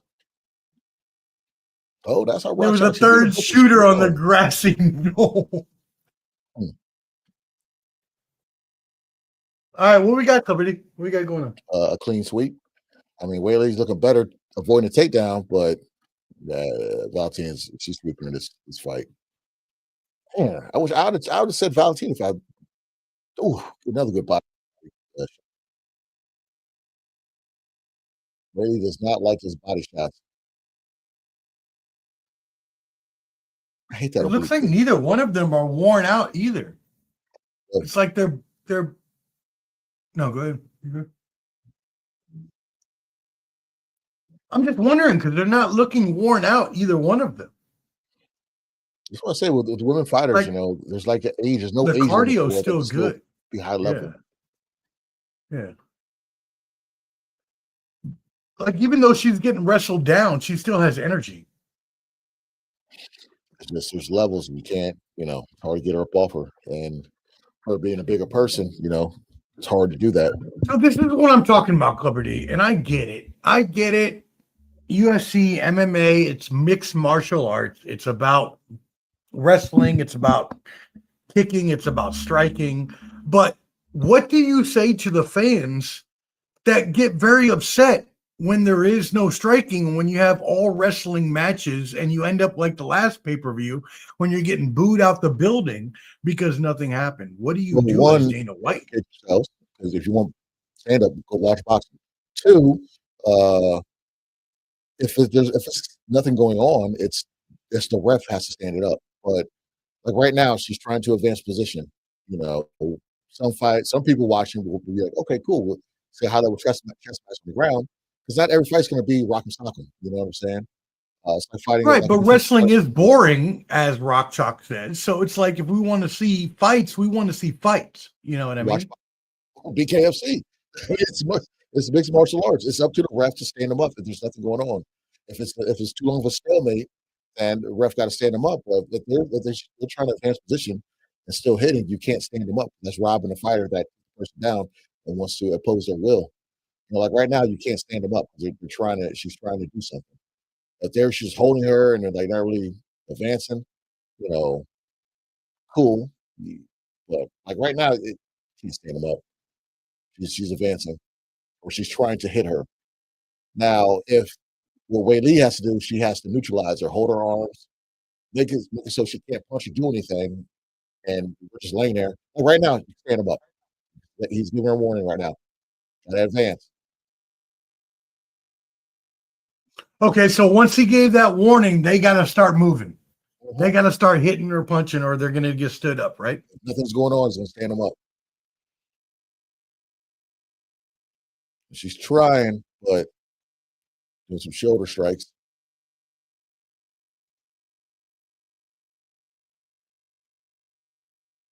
Yeah, just holding her down again for another round. Yeah, like he could. She's trying to work for crucifix. She's trying to get to the side. See, I don't like this, though. I don't want to just see this. UFC is supposed to be more than this. Like, this was... You remember the first UFC when they had, like, the sumo wrestler fight? Yeah, they had no rules and just doing whatever, hitting in the nuts and anarchy. That was just anarchy. I mean, she's working. You're not wrong, Rock Chalk. You're not wrong. She's working. Yeah, if I was working, she's doing her thing. She's not staying still. Like, you can't stand this up. She's trying to, bicycle kick. Wow, right. What was that? She did the Luke came from the ground. No, Luke. I just kicked my computer. Yep. That was a 5-0. 5-0. Wow. Man, that was a Wow. masterclass. I missed that one. That's on me. I really was gonna get her because she was moving down, but So that's why then, right? Because she had to move up. yeah, Valentina was she's the bigger girl, you know what I'm saying? And if I can go back and change it, I would have said Valentina for sure. But I thought that Valentina was cutting herself to go down. Okay. So yeah, Zhang Weili moved up and she had a lot tougher challenge. Got it. But Wow. it'll get Yeah. moving. Shevchenko. That's my girl. I love her. She's awesome. Let's go. No, but yeah, you know what though? Zhang Weili for being coming up in weight. What a fucking amazing fight though, right? Yeah, she didn't those body shots really did something to her. Um, it's that old saying there's weight divisions for a reason. And I think for Right. this one it kinda proved that. Oh, those seals, she didn't like that. That body kick. Mm-hmm. But she never looked tired. She never looked like she was like totally defeated.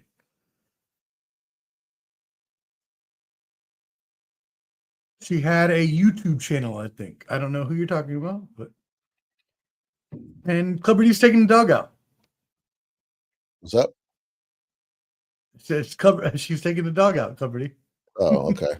Who's your dog? What kind of dog you got? Well, Clipperty she got a said she's dog. taking the dog out. We talk about it. She ain't gonna answer that. I mean, she might if she sees it How? beforehand. She'll be right back. I don't know. How's Bronson doing? How's Bronson need you? Snoring right now. How old is I Bronson now? like take him out after this event though. How old is Bronson now? 12. Damn. Something like Okay. that. Yeah. Let's go, Valentina. They do the dance. There it goes. There it goes. Spin a Rooney. Drop the belt. Hand in the air. Not the teaspoon. That's great. Oh, Joe Rogan coming through. All right, bathroom break. There you go. There, he's learning. Look at that. Iron Man people haven't used the bathroom yet. Shocked. Almost done with my little drinkity drink right here, but we're making it work.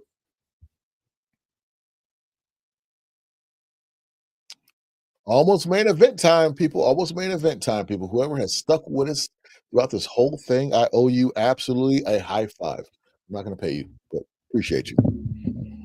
Shout out to Millions for letting us do this. Shout out to everybody that is tuned in for this watch along. Thank you. Besides one person, think we were going to show the fight. We do not want to get copyright strikes, so that was not going to happen. But I was 2 for 2. Well, no, yeah, 2 for 2 so far. I did lose this one. I had Weili winning, but I thought that Valentina was moving down instead of Weili moving up. That was on me for not doing my proper due diligence. But she's one of the GOATs.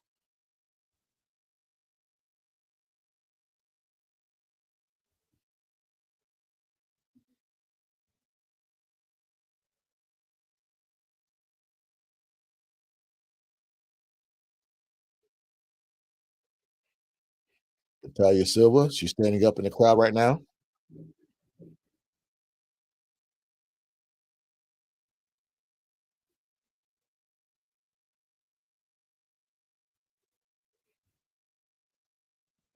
Well, Valentina said, she might fight Nunez again. You never know.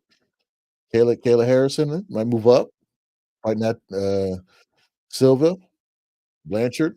She has a couple different options, but she's kind of in that weird position where she's beating just about everybody. She has nothing to prove, so she's GOAT level status.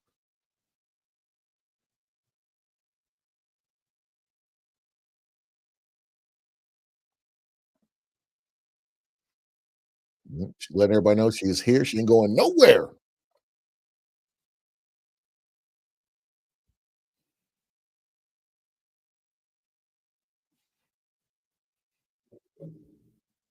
All right. Shevchenko on the victory.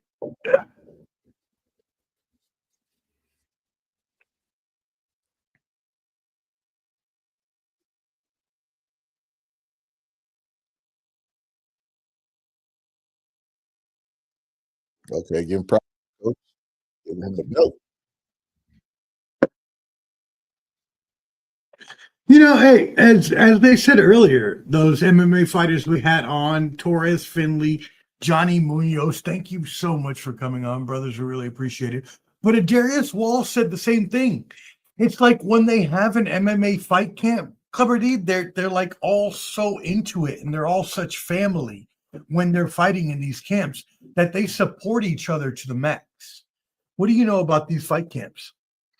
Yeah, I think it's just the culture in general with the fighting because when I watched Jeffrey the Fly U local about. I went to Kaizen MMA and just watching them spar and Kaizen, it's MMA. It says Kaizen MMA, but it's you got boxers in there, you got mixed martial artists in there, you got just about everybody under one roof, and the camaraderie of all the people sparring. It's like a family atmosphere. So a lot of those fighters fight over in Cagezilla over in Manassas, Virginia. And when I see them and a couple different MMA teams, it's just everybody's rooting for each other, and you can tell who belongs to who.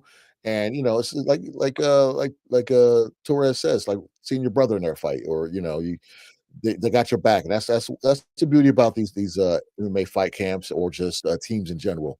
They're it's like extension of yourself in their fighting. So Mhm. Yeah, no, I completely understand that. It takes a lot when you're in a fight camp and you're in the same. It's like when we were, and I know this is a completely different comparison, but it kind of matches. When we were in the military, right? When you were in your boot camp, you were solidified with those people there. Yeah, you might not have been friends with them, but you got together to complete a task. yeah, yeah, it's like your military. You go to a Liberty Port or whatever. That's your battle buddy. That's your you got to watch out for them. So that they mess with you, they mess with them, they mess with everybody. So you build that bond with them, and then fighting. You know you're you're sweating, punching, and trying to you know get better and sharpen your skills with the same person or these long fight camps and stuff. So yeah, definitely for sure. No, you didn't Oh, do the we wrong got a thing, Rock spammer. Chalk. You didn't The have the spammer you is didn't have back. off mute. The spammer is You didn't. back and Oh going yeah, we're not strong. paying. Yeah, we're not paying attention. Of course Yeah, not. we didn't hear your mom. Don't worry. The the button balls, no buttons and balls. Come on now, love you know that. Hey, I don't know where they came from. Look at this. This is This is what we're getting, y'all. This is the Oh, spam we are getting. Who is this? Get out of I here. don't know if I showed it, but hopefully that didn't make it click to where they want to keep doing it. Block their ass.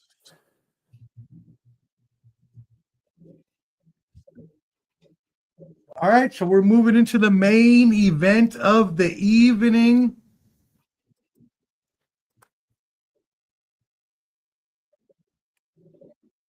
Y'all, will they have one more big card in the year? Yes, but it's not going to be as big as this one. I don't think the next one they're going to have as big as this Oh, one. Frankie. He was supposed to fight in the BKFC fight to do it. Diego Lopez. GSP. Oh shit, the legend. The legend. Damn, we'd love to see him fight again. Shit. All right, same game parlay plus 220 Della Maddalena to win. If you want him by KO, TKO, or DQ, it's a plus 230. If you want to go over 1.5 rounds, it's 425. And Clubber D has your Clubber caveat as a below 3 rounds on that. So That's right. If the fight ends from round 1 to 3, I had Islam. If it goes past 3, I got JDM. yep. And Rock Chalk is going with Jack. Rock Chalk is going with Jack. And Darius Walls went with Jack too. Check out that interview I did with him on Millions. He went with Walls too. I don't agree though. I'm gonna go with Makhachev. I will never bet against Makhachev as I've seen him fight. He's moving up, and like the weight, once you got that weight transfers over, not really a Do you think that's going to make that much of a difference though? I mean, that's 155 to 170, yeah. I think so. Right, but with the wrestling, with the wrestling that Makhachev has. That's why I said 1 through 3, because if he can't take him down, he's not gonna stay standing up against JDM. It's not gonna happen. Got it. So that's where I kind of put a line in the sand. If he cannot take him down. Do you still play video games, Clever D? Yeah, I'm playing Arc Raiders right now. Anybody play Arc Raiders? I need help because I'm getting my ass whooping. Everyone's shooting, killing me. A video's coming soon on that one. So I did one about Battlefield, and I was terrible at that game. And look here, all you people out there, the game just came out. Why are you on level 50? Okay, it just came out. Have a life. Go out. Look at nature. You should not be that high level on these video games. All right. I'm just trying to scavenger, get my stuff, and do whatever I gotta do. Getting killed every 2 seconds because the game it's a cool game. You can scavenge, people can be cool with you, or they can kill you. You know, you're fighting robots. But look here, can't we band together and stop all the robots? Sick of this, man. Ever since I had my surgery, I had to play video games to do something because I can't hit the gym. You know, I'm almost back. Give me about 2 more months, and I'll be able to lift my arm up. But until then, y'all, look. Video so my question is, are you yelling at third graders? No, I don't think so. People don't really talk. Okay. I don't play Call of Duty, nothing like that, because I ain't about to have somebody in Nebraska call me something I don't want to hear. So I don't really play those. Yeah, right. Exactly. It's usually called like Hell Divers. That's more of a team-based game. I play like God of War, one player. I don't really get into video games like that, but I have nothing but time on my hand right now, so I'm playing Arc Raiders. I haven't played a video game in forever. I don't know. I want to start playing PS2 games again. PS2 is probably the best console ever. PS2 was all right. So what you got in this fight, Clubber D? This is an amazing fight coming up. Islam Makhachev, Jack Della Maddalena. We all know what you said on our preview, but people may not have watched. So what is your prediction? Same thing I just said 10 minutes ago. If it ends in 1 through 3, I'm going with Islam. Okay, anything after 3, going with JDM.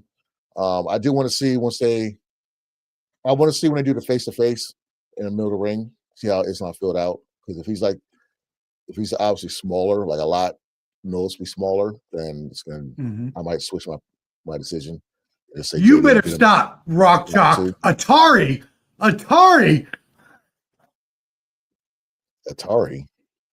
Clever D, do you remember Atari game? God dang, Rock Chalk. Atari. Good. What you playing? Indiana Jones or E.T.? I had those games on Atari back in the day. I remember playing with the Malave brothers. Some Pong. Guadio put me on the Pong. Atari.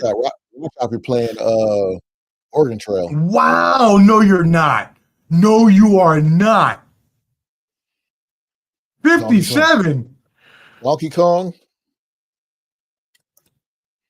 Hey, Nintendo Switch. We got a new Donkey Kong come out. Look pretty good. What about? No, you're not. I don't believe you. I don't believe you're 57. I mean, I've never met you, so I don't know. But I don't believe that. I'm gonna say no. I'm gonna say you're lying. I'm gonna say you're like 45. Hey, if you're 57, that's a blessing. That is a blessing. I'm 57. So, are you one of those that is a blessing to get older? Because I'm one of those that is. It's a curse to get older. Why would it be a curse? You're still 6 feet above. That's absolutely not a curse. When you look at things, I would like to born even say that, 1968. Her oldest is 35, Dion. Hey, that's prohibition years, huh? No, I'm joking. You're so stupid. Oh my god. Been fighting. Oh, we're praying for you. Kick its ass. I know that. You're going to kick its ass. Yes, you will. Yes, you will. God dang it. No, we're praying for you, yo, for real, man. That's fucked up. Cancer's a bitch. Everybody has dealt with something like that in their family, and fuck that shit, man. We're praying for you, Rockchuck, for real. That's one thing. Everyone can disagree on politics, food, taste buds, whatever. But the one thing everybody should agree with is fuck cancer. And that's it. That's And if it. you don't That is it. disagree with it, then you are a cancer. Pretty much. Yep. All right. So, hey, we're moving into the main event. We really appreciate y'all staying with us, man. Did y'all enjoy the UFC fighters, man? That was fucking awesome. We had Johnny Munoz. What? Former MMA fighter. We had Torres Finley, now MMA fighter. Cleverty, how'd you feel about having those gentlemen on today? Oh, it's awesome. They're really nice. They're very engaging, you know what I'm saying? And the fact that the fights were on and Johnny knew one of the fighters, Morales, and he was still kind of engaged and wanted to talk instead of just be all into the fight. And it was pretty good. And Torres, I'm talking about his football years, wrestling years, to the whole coming full circle to now what he's doing in MMA. It's pretty dope to yes, they're fighters, but you kind of want to see what they do, how they became fighters, what got them into fighting. And same with Johnny Munoz, where he's always been a grappling guy. You know what I'm saying? So it's pretty dope getting see the other side of them. Yeah. Hey, wow, that's crazy. I couldn't even imagine that happening to me, but we are again, we're with you. We are so with you. We are here for you. We are supporting you. We love you. And yeah, I'm sorry that happened to you. And that's crazy, but we are definitely praying for you. Cancer's a bitch. And even though they did that, you're still on everybody's ass when it comes to this true crime stuff. So that ain't stopped shit. Yep. Oh man, that's awesome. We appreciate you so much, Rock Chalk. We love you. And for real, everybody check out Rock Chalk. Everybody, please go to YouTube. If you like true crime, Rock Chalk True Crime is the place to be. Her channel reminds me of there's people on Instagram, this guy who likes to tread lightly as I explain this. People that go on web chats to find people that aren't their age. There's guys that set them up and do what they got to do to them. And I love any type of crime and stuff like that. I'm very big into catching these people and putting their terrible situations on blast so people can know. So kudos to you. Yeah, we used to have, what was that back in the day? To catch a predator. Yeah, Chris Hansen. Yeah, to catch a predator. I love like this guy be like, so-and-so's here to meet a such and such year old, whatever. They used to back the shit. They used to be smacking No way. What? Look at this. Out of 5 of her suspects, 2 are going to trial. I love it. Yo, she's out here taking people to trial. Love it. Take all those pedophiles and fuckers to trial. You damn right, Rock Chalk. Let's go. Oh, uh-oh. I don't know about that. I don't know about Bigelow. All right. Let's get into this main event, my brother. Hey, last fight of the evening. We have no more UFC fighters coming on, just you and I. But we're going to finish this out and have a good time. What you thinking about this fight, brother? I know you already gave your prediction, but I need we got Islam coming up. He's if he wins, he's gonna have to be in that GOAT discussion. Not saying he is the GOAT, but he's putting his name up there. Ooh, okay. In that discussion. Wait a second. What are we talking about? If he wins this fight, this is MMA, a small group of people, royalty. Like top 5 ever? Could be top 10. He keeps this up. Top 10. Yeah, not top 5. Top 10. I mean, you don't know what happens when it's all said and done, but it's just what he's done and how he's winning and the fashion he's winning. Everyone has John Jones as their GOAT, and I respect that.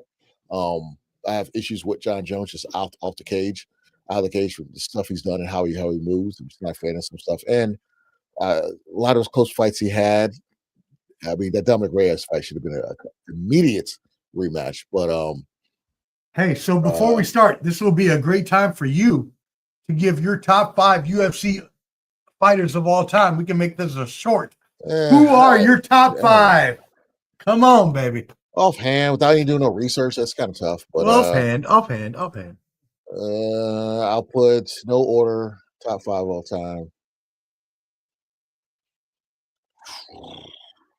UFC, not MMA, just UFC. Just UFC. Okay. Mighty Mouse, Demetrius Johnson. Oh, 1. yeah. I get John Jones out the way. That's 2. Amanda Nunez says Rock Chalk. Connor is says guy or Rock girl Chalk. only? Is this guy or girls? Shamrock. Okay. No, I'm guy and girl. He said Shamrock, Iceman, all these others. BJ Penn. Ooh, BJ Penn. Okay. See, that's Clipper doesn't like John Jones, so probably not gonna get that. No, I got Jones in there. I got Jones. I got Demetrius Johnson, John Jones. Who I just mentioned? John Jones. Makhachev, but I don't think he's top 5. GSP is 3. 2 more. Is Connor up there? No, hell no. Is Iceman up there? No. Chuck Liddell? Yeah, BJ been through a lot. Yep, BJ has been through a lot. We pray for him. I'll put BJ, and let me just finish it with. Hey, you know what? We all fuck up in life. It's not. Look, we all fuck up. Okay? I mean, this is cage in the cage only. John Jones too. So I was literally about to say Randy Couture. I was literally about to say Randy Couture. Yeah, that'd be. So who are your top 5, baby? Who are your top 5? Give me your top 5. Yeah, BJ, Randy. Okay. Demetrius Johnson. GSP. Mm-hmm. Is that it? That's 4. Did I say Randy Couture already? Mm-hmm. Yep. Randy You said Couture. Randy, Mighty Mouse, John Jones, GSP. Who's your 5th? Oh, BJ Penn. Okay. BJ Penn. Okay. Yeah, wow. All right. So cover these top 5 just so everybody knows. We got who's your number 1? I just need to know who's your number 1. Out of them,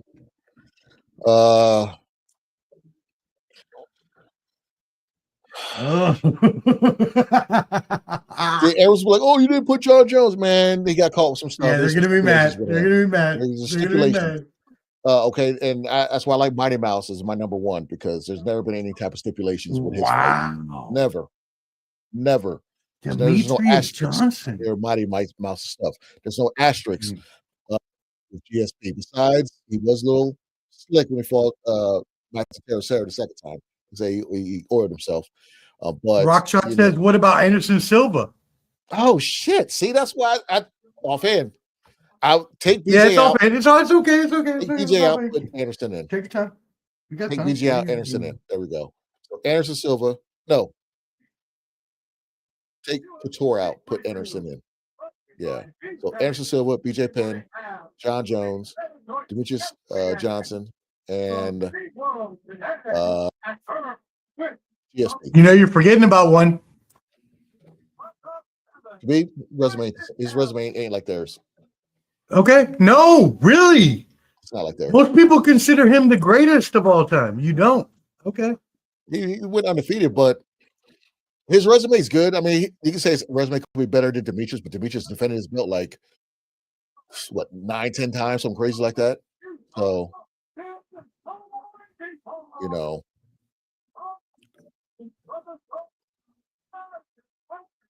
I mean, Khabib's up there, but he could be. I don't know, offhand. I'm trying not to disrespect. I would see GSP's 2 division. You know what I'm saying? Even though it's Bisping, but you know, he's 2 division champion. Tim Elliott, he's still fighting too, I think he's still fighting PFL.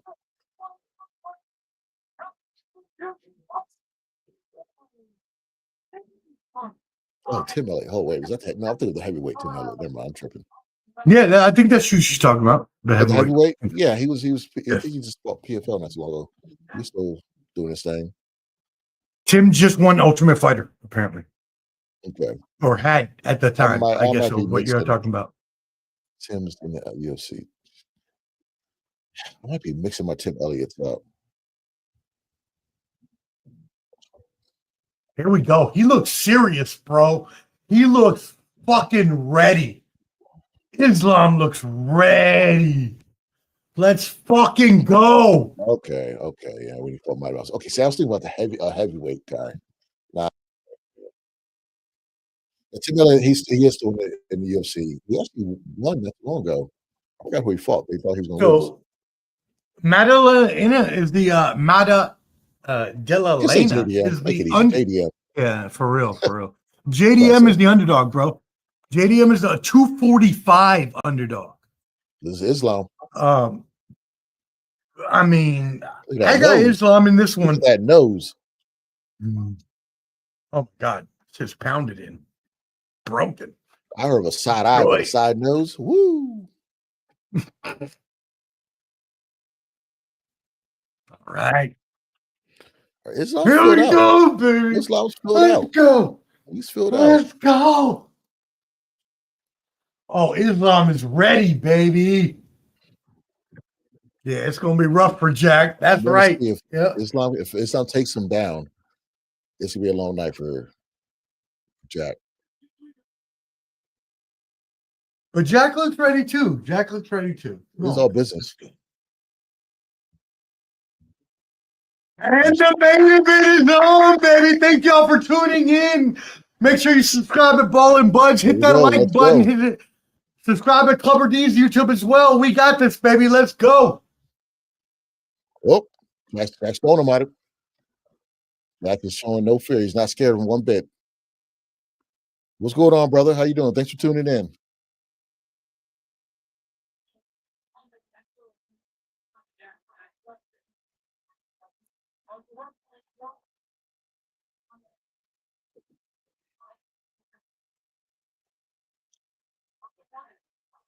Let's see, how long will it take before Islam shoots for a takedown? Getting out of way of those kicks. MMA Guru has said that JDM is like similar to just Dustin Poirier, one of his well-rounded fighters, very good on his feet. And I agree with that comparison. And that was a war that Islam had with. That was good left by JDM. There we go. Yep. First takedown, 1 for 1. And that was very easy for him to do that. Yep.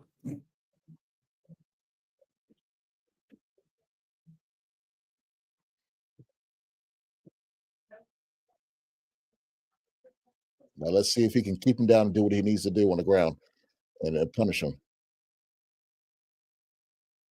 Because if Islam does this and say he's been doing this for 3 rounds, it's going to be 4 or 5 rounds of just, ground and pound. What Islam could do, if he gets free, he could just screw his body to his right and do a side choke if he has to get more in position for that.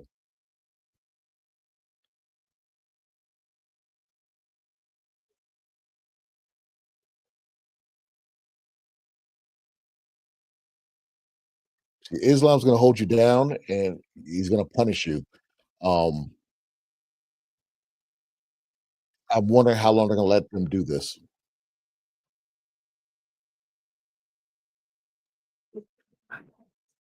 Jack's trying to get up.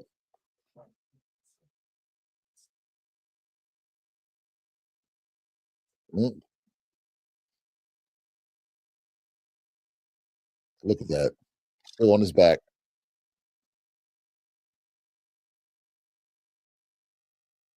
Jack has all points on the ground, so there's no knees.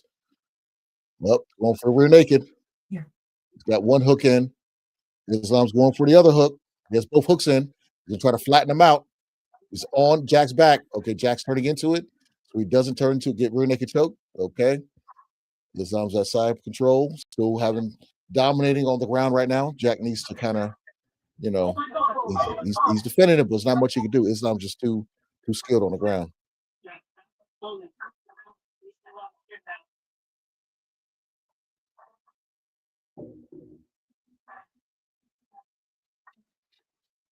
I did not think Islam would dominate like Just keep it sideways like that. do not think this is not what Jack wants. No, not at all. Bilal Muhammad. Why didn't Bilal Muhammad do any of this to Jack? He wanted to stand up and fight him, which just wasn't a good idea, in my opinion. Herb won't let them stand up. Well, I mean,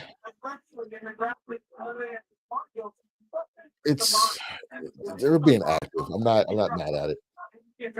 I'm not mad at it. Are you still getting the echo? Rock Chalk, let us know if you're still getting the echo. Hopefully we're okay. Sounds good on YouTube. I just checked. Rock Chalk, don't be telling you got a Boost Mobile computer. Might be a choke coming soon. Might get a Dars. Oh yeah, he's on him. Okay, now he got out of it.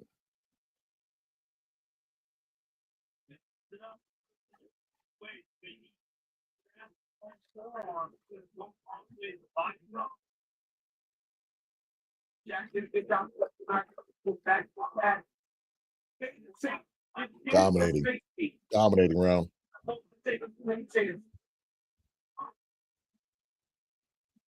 Islam wants to end it up. Going for a heel hook? Nope. Oh, bicycle kick. Oh, that you can't do that. You can't kick on the face while he's down. Can't do that.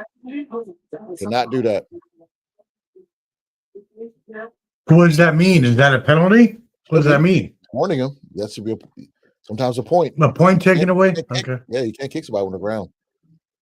That's why I kind of like the overseas pride rules. You know, when they do all that stuff, soccer kick, all types of stuff. Oh, hearing an echo from the fight must be on ESPN. You know, yeah, we don't. I would complain. They might give it to you for free. I'll never forget. I'm a Suns fan. It was a Suns playoff game against Clippers.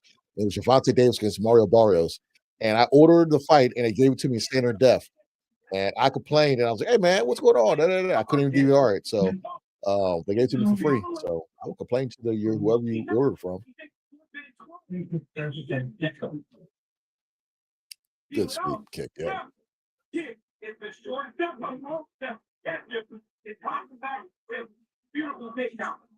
I don't know. Omar forgot about mute again. I just gotta get my sandal. Shout out to Billions for letting us do this, and whoever's happening, thanks a lot. We truly appreciate you guys. You guys are watching on, anything else, like Yoo-Hoo or whatever. Appreciate you. I don't know why I said Yoo-Hoo. Make sure you subscribe, Ball and Buds. Make sure you subscribe at Clubber D's YouTube as well, please.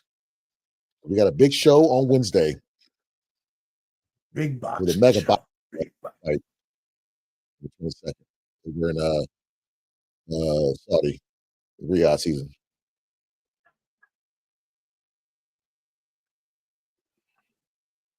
I think Islam's gonna want to take him down. I feel takedown coming up. JDM is in range. He's moving forward. Oof.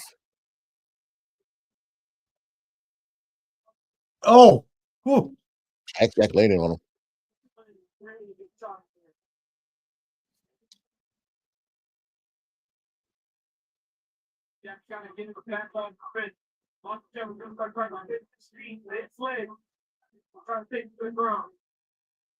Oh, good. Up. There, now.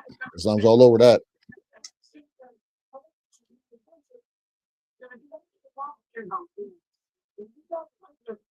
Got him on his back. He's trying to get a over the top of the leg. Ooh, what is this? Jack can try and did an arm bar, but Islam's gonna he's putting his feet down so he can have the position on top. And kind of like in the north south. Now he's gonna go to side guard, flatten Jack out. But luckily, Jack's against the cage, so we can use the cage to kind of buck off if you wanted to. But you got somebody on top of you like Islam. You gotta. But you're not allowed to use your feet on the cage, right? You can push off, but you can't put your toes in the cage. You can push off.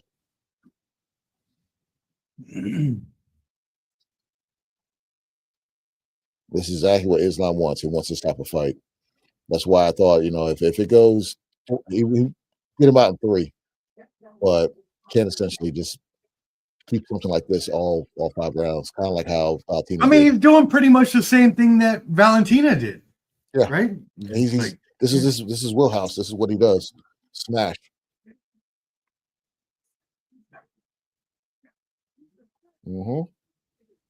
DC just said it. Use the fence to get away.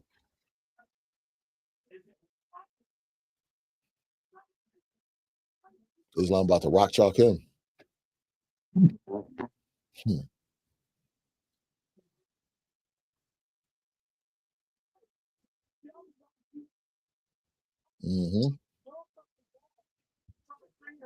DC's explaining right now. He had his foot on the wall. He got to use that to kind of walk up the wall to buck him off. Well, there was the Boo Birds. I heard him got to say something. I wouldn't mind give him a warning. Say, hey, you got to get up now.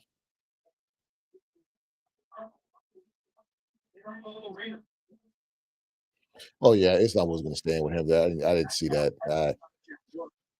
Got a point, Rock Chalk. I think that's all facade. That's all facade. He'll say, yeah, I'm gonna stand up with him, but knowing dang all well, nah, just take him down. Do what you do best. Now Islam got him away from the cage, which is better for him, bad for JDM. JDM trying to hook that leg so he can't advance position. What JDM needs to do is if he can get his arm around Islam, just hold him like a bear hug. And just have Herbeem stand him up. That's what he needs to do if he's able to do it. But easy for me to say.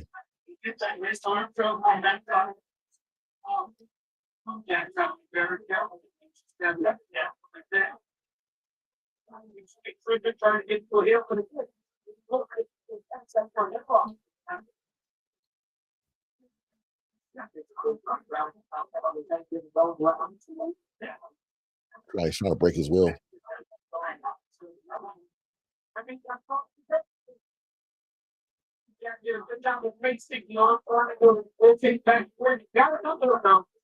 Oh, I got an echo. I don't know if that's you or me. That ain't me. I got my sound on. I turn my meat on. Elbows.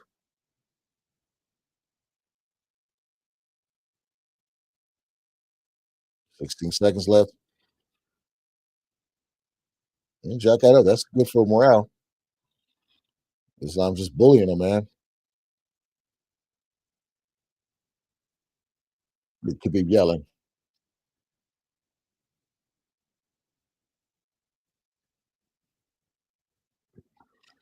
Yeah. Jack has no quit in him, so.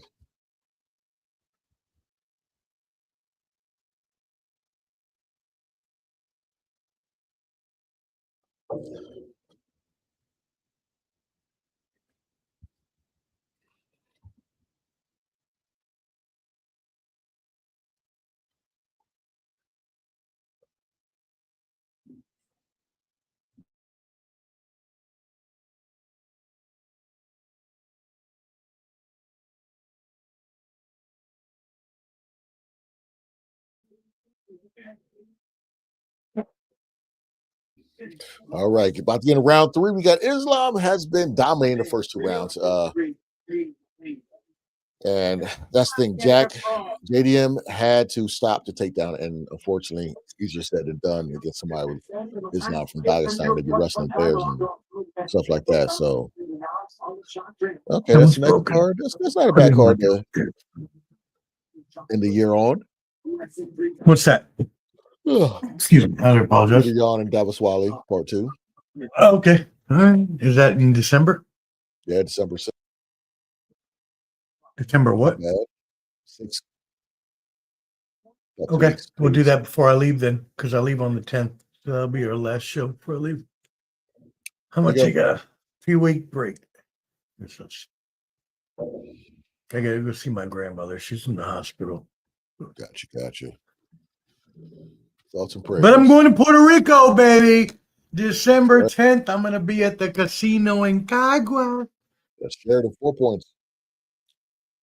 I got four ex-wives over there. I got to send them some money, but whatever. They love me over there. They remember my name. I'm there every night. I don't even drink that much. I just sit there and I don't even play that much either. I just like walk around. I'll be getting there like ham sandwiches. Maybe have some good ass like grilled cheese. Grilled cheese and Puerto Rico's basketball. Ooh, that leg kick. He ain't like that. Hey, I really appreciate that, Rock Chalk. Yeah, unfortunately, she's in the hospital right now. They can't figure out what's going on.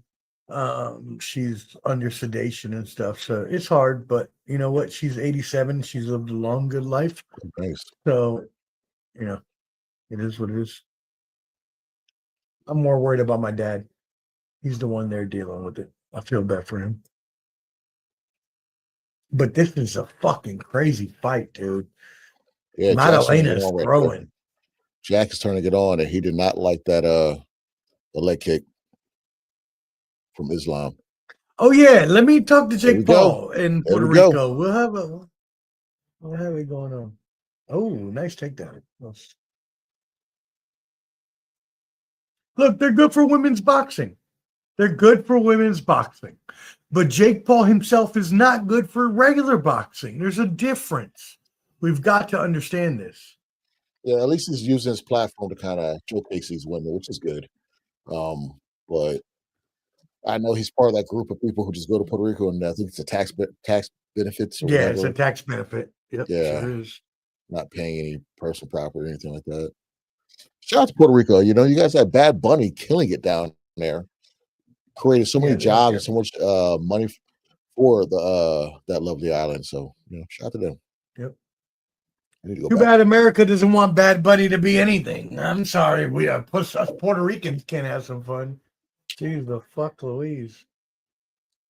I think it fucking matters. The Super Bowl. Who fucking cares? I'm not going to touch that topic, but sure.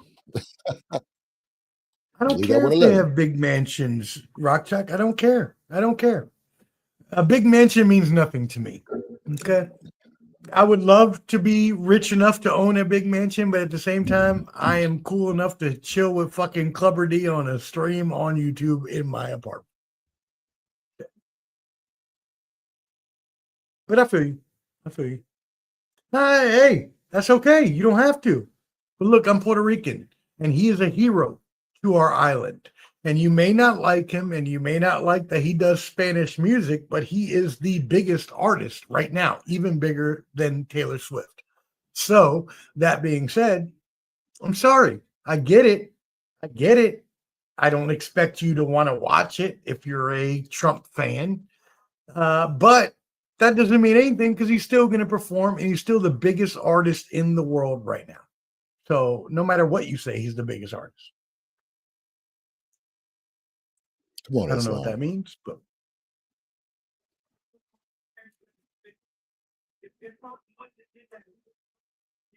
well, it's just because people like to hate on Puerto Rico and they think that we're not an island, but we are. I mean, we're in American territory. So, back to the fight because I am not going to be part of anything like that. So, that being said, Islam, this is the round I had you winning. Now he's raining down the elbows and he's making it serious. Jack, his face looks defeated. He's like, God dang, man, you get your ass off me.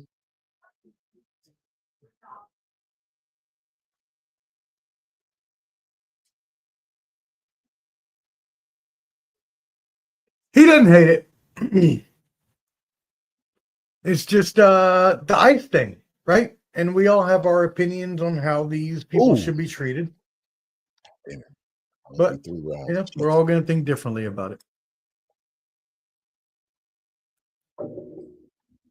I believe that we should keep our immigrants. I believe that we should, if you're illegal and you're a criminal, yes, kick them the fuck out. But if you're helping our country, I am a veteran and I completely support it.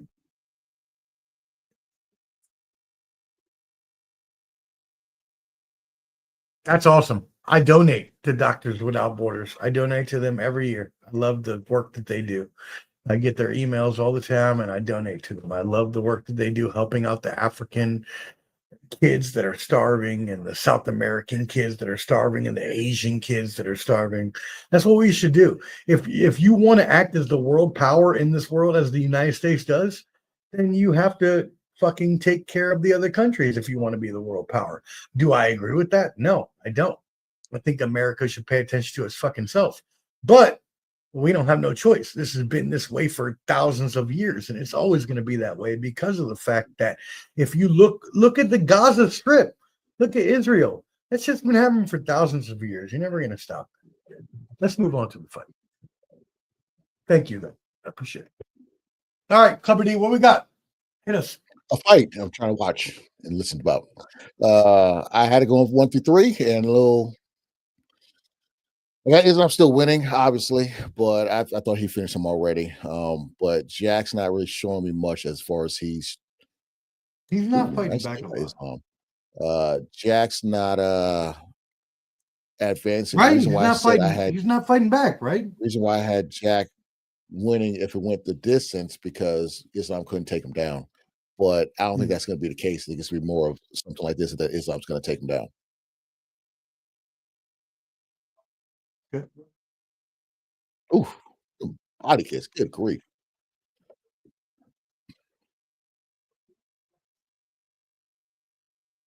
He's the beast. He's a man. I mean, I thought JDM would touch him a lot more.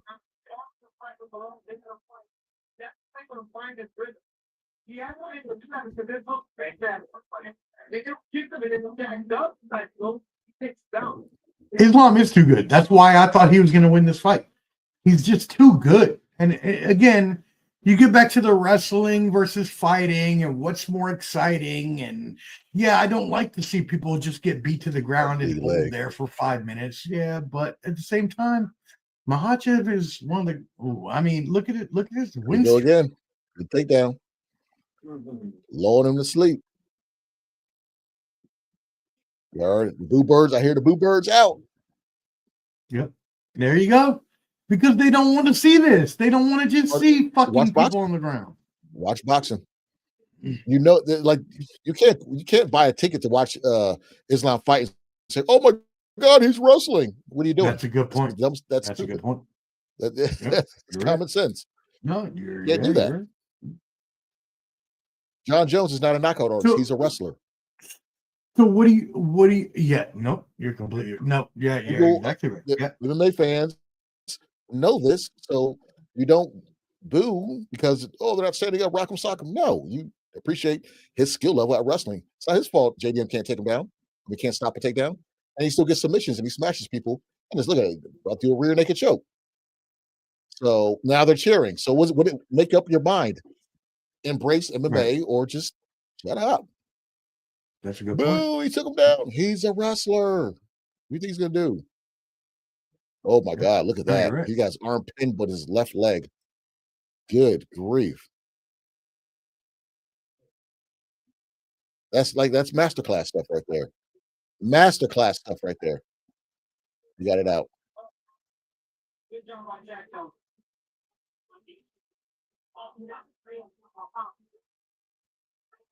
He's literally taking him to school.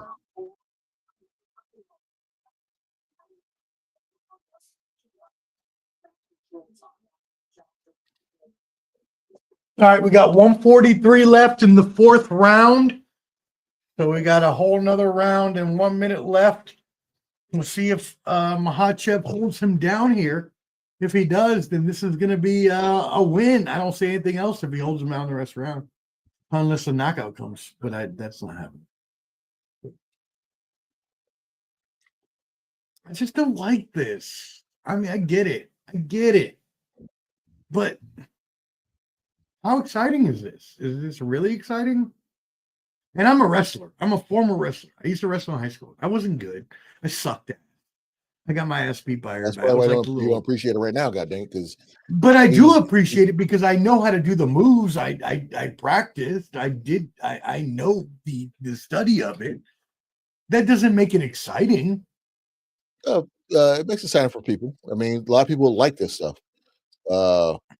Exactly. They're moving. They're doing stuff. You're not just staying there. The old school People complain about this, then they didn't watch UFC back in the day when people just literally would grab you and just lay on you sometimes, and would do no Yeah, advanced you remember position, nothing like that. WWF where like Bob Backlund was slaying Like you right and now, like sit on you?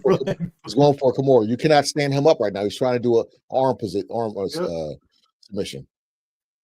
Now JDM's guy's back. He's going to try to get him up, but Islam's going to probably take it. Lily's taking his back. He's going to pick him up. He's probably go for a ride here in a second. Nah, he's not going to pick him up.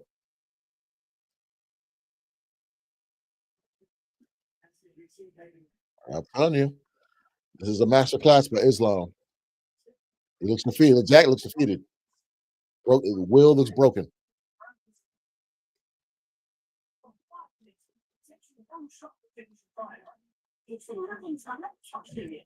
Sounds easy, coach, but it's hard to do.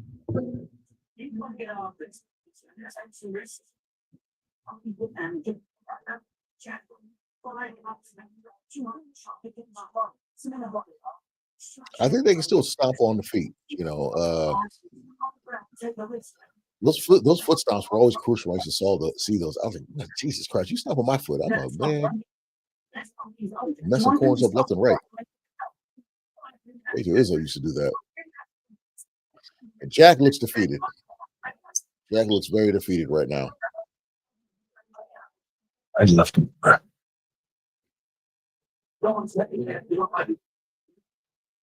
Here we go. Final round. This is it.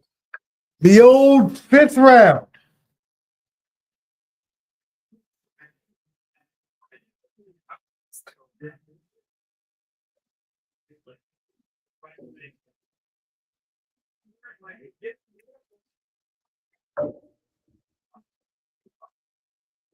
I'm down again. Yep. I'm down again. You can't stop it. I mean, his job is to stop that, but if he can't stop it, keep doing it. Shit.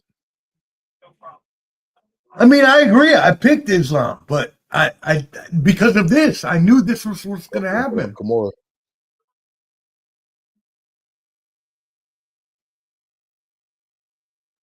Oh, that's it. Ow. Ow.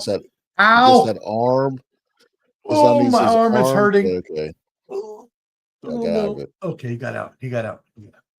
My arm was about to hurt. I'd be feeling that shit, dude.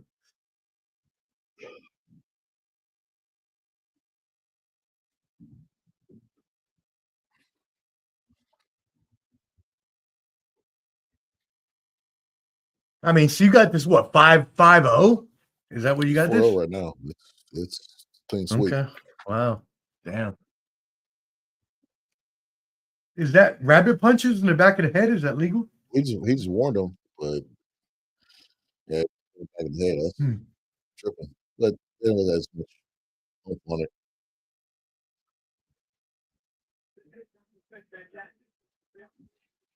Everybody wanted versus for a fight. If Bilal Muhammad would have won against JDM, we probably got that fight. But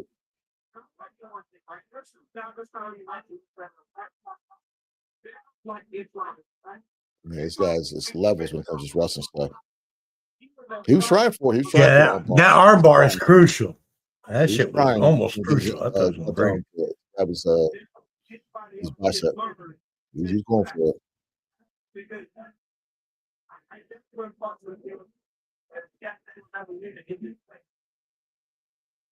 Shout out to Millions for putting this on for us. Shout out Millions. Thank you so much. We're here on millions.com. If you are a content creator or an interviewer or an athlete, Millions is the perfect place for you. You can do interviews. You can get interviewed. You can be an athlete. I've interviewed many of athletes on there. It's fun. Go ahead and join Millions, yo. Millions.com. I was standing up right now. I was like, all right, let's get up. And started to get like stalemate.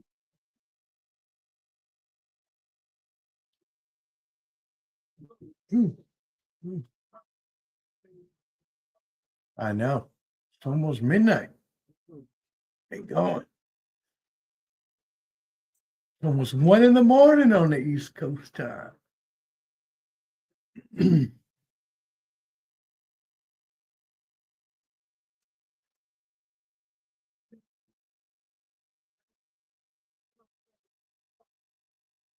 How does he get out of this, Liberty? That position, turn his body to the left. Okay. Stop. Uh-oh. I see a Darce. Is that? Oh, that's bad. He's going for a Darce. He's out the truck. He's out the truck. Oh, and he got his leg too. Oh, okay. Guys in north-south. A little 69 position. Off. Islam almost submitted him. I made it one.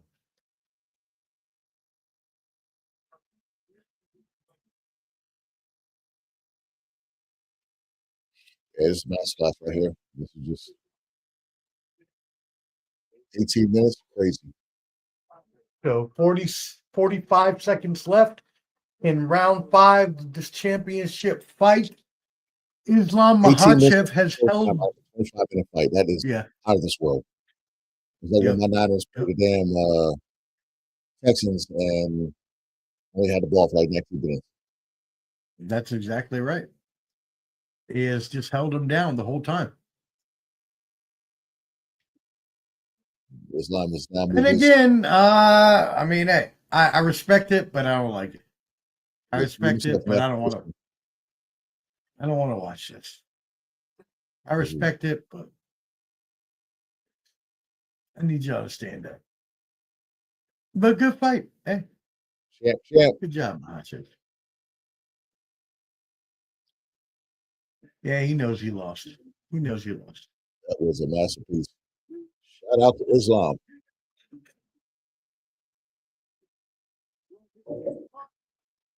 Wow. So this is Islam's. Is this a third weight division or second weight division? Second. Okay. I mean, that's still pretty big, though, right? Oh yeah. I mean, he's not holding them at the same time, but wow. Well, Clubber D, what do you got to say about this before we get out of here tonight, brother? What a great stream. Yeah, this is fun. I hope you can get do another one. Islam made great. We witnessed greatness today.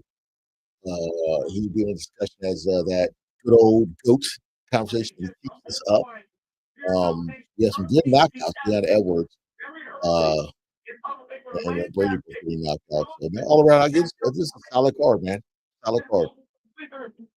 Nah, man, it was awesome, and I was so happy to be here with you, my brother. Hey, thank y'all so much for tuning in today to Ball and Buds and Millions.co UFC 322 watch party. We really appreciate you tuning in, and we're gonna do this again because this was too much fun to not do this again.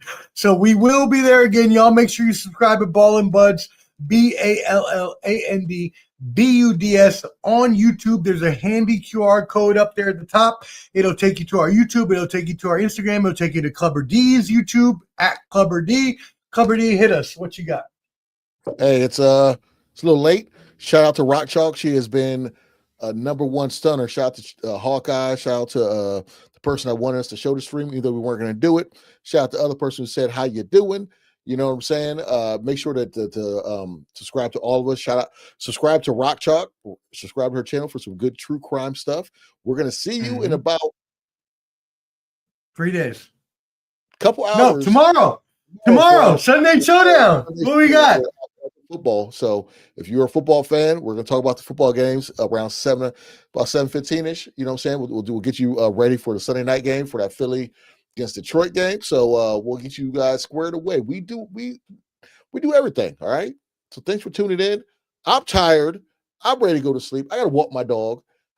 Clubber, do you have anything to say to this before we go? There's one comment left. Boring fight is loves a boring fight. Well, I mean, that's your opinion. Is it Islam's fault? Is it the person that stopped him from humping the leg's fault? You know? Good point. No, Rock Chalk. Forget you. Go Raiders. What are you, Macho Man? Yeah.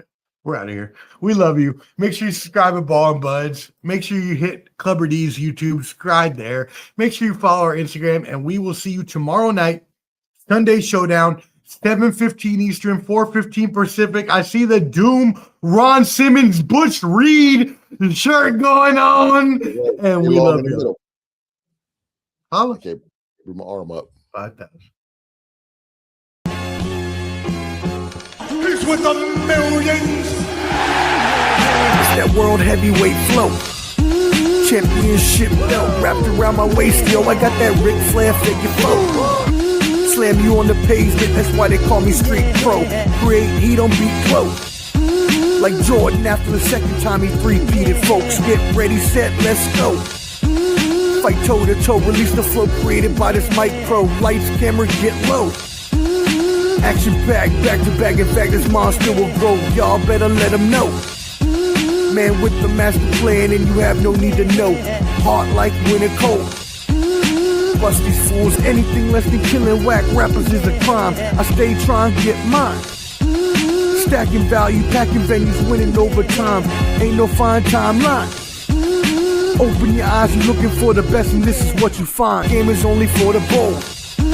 You came prepared, now get ready for the show. Introducing from parts unknown, your UFC and combat sports insider, Clubber D, the Combat G, and the sports professor.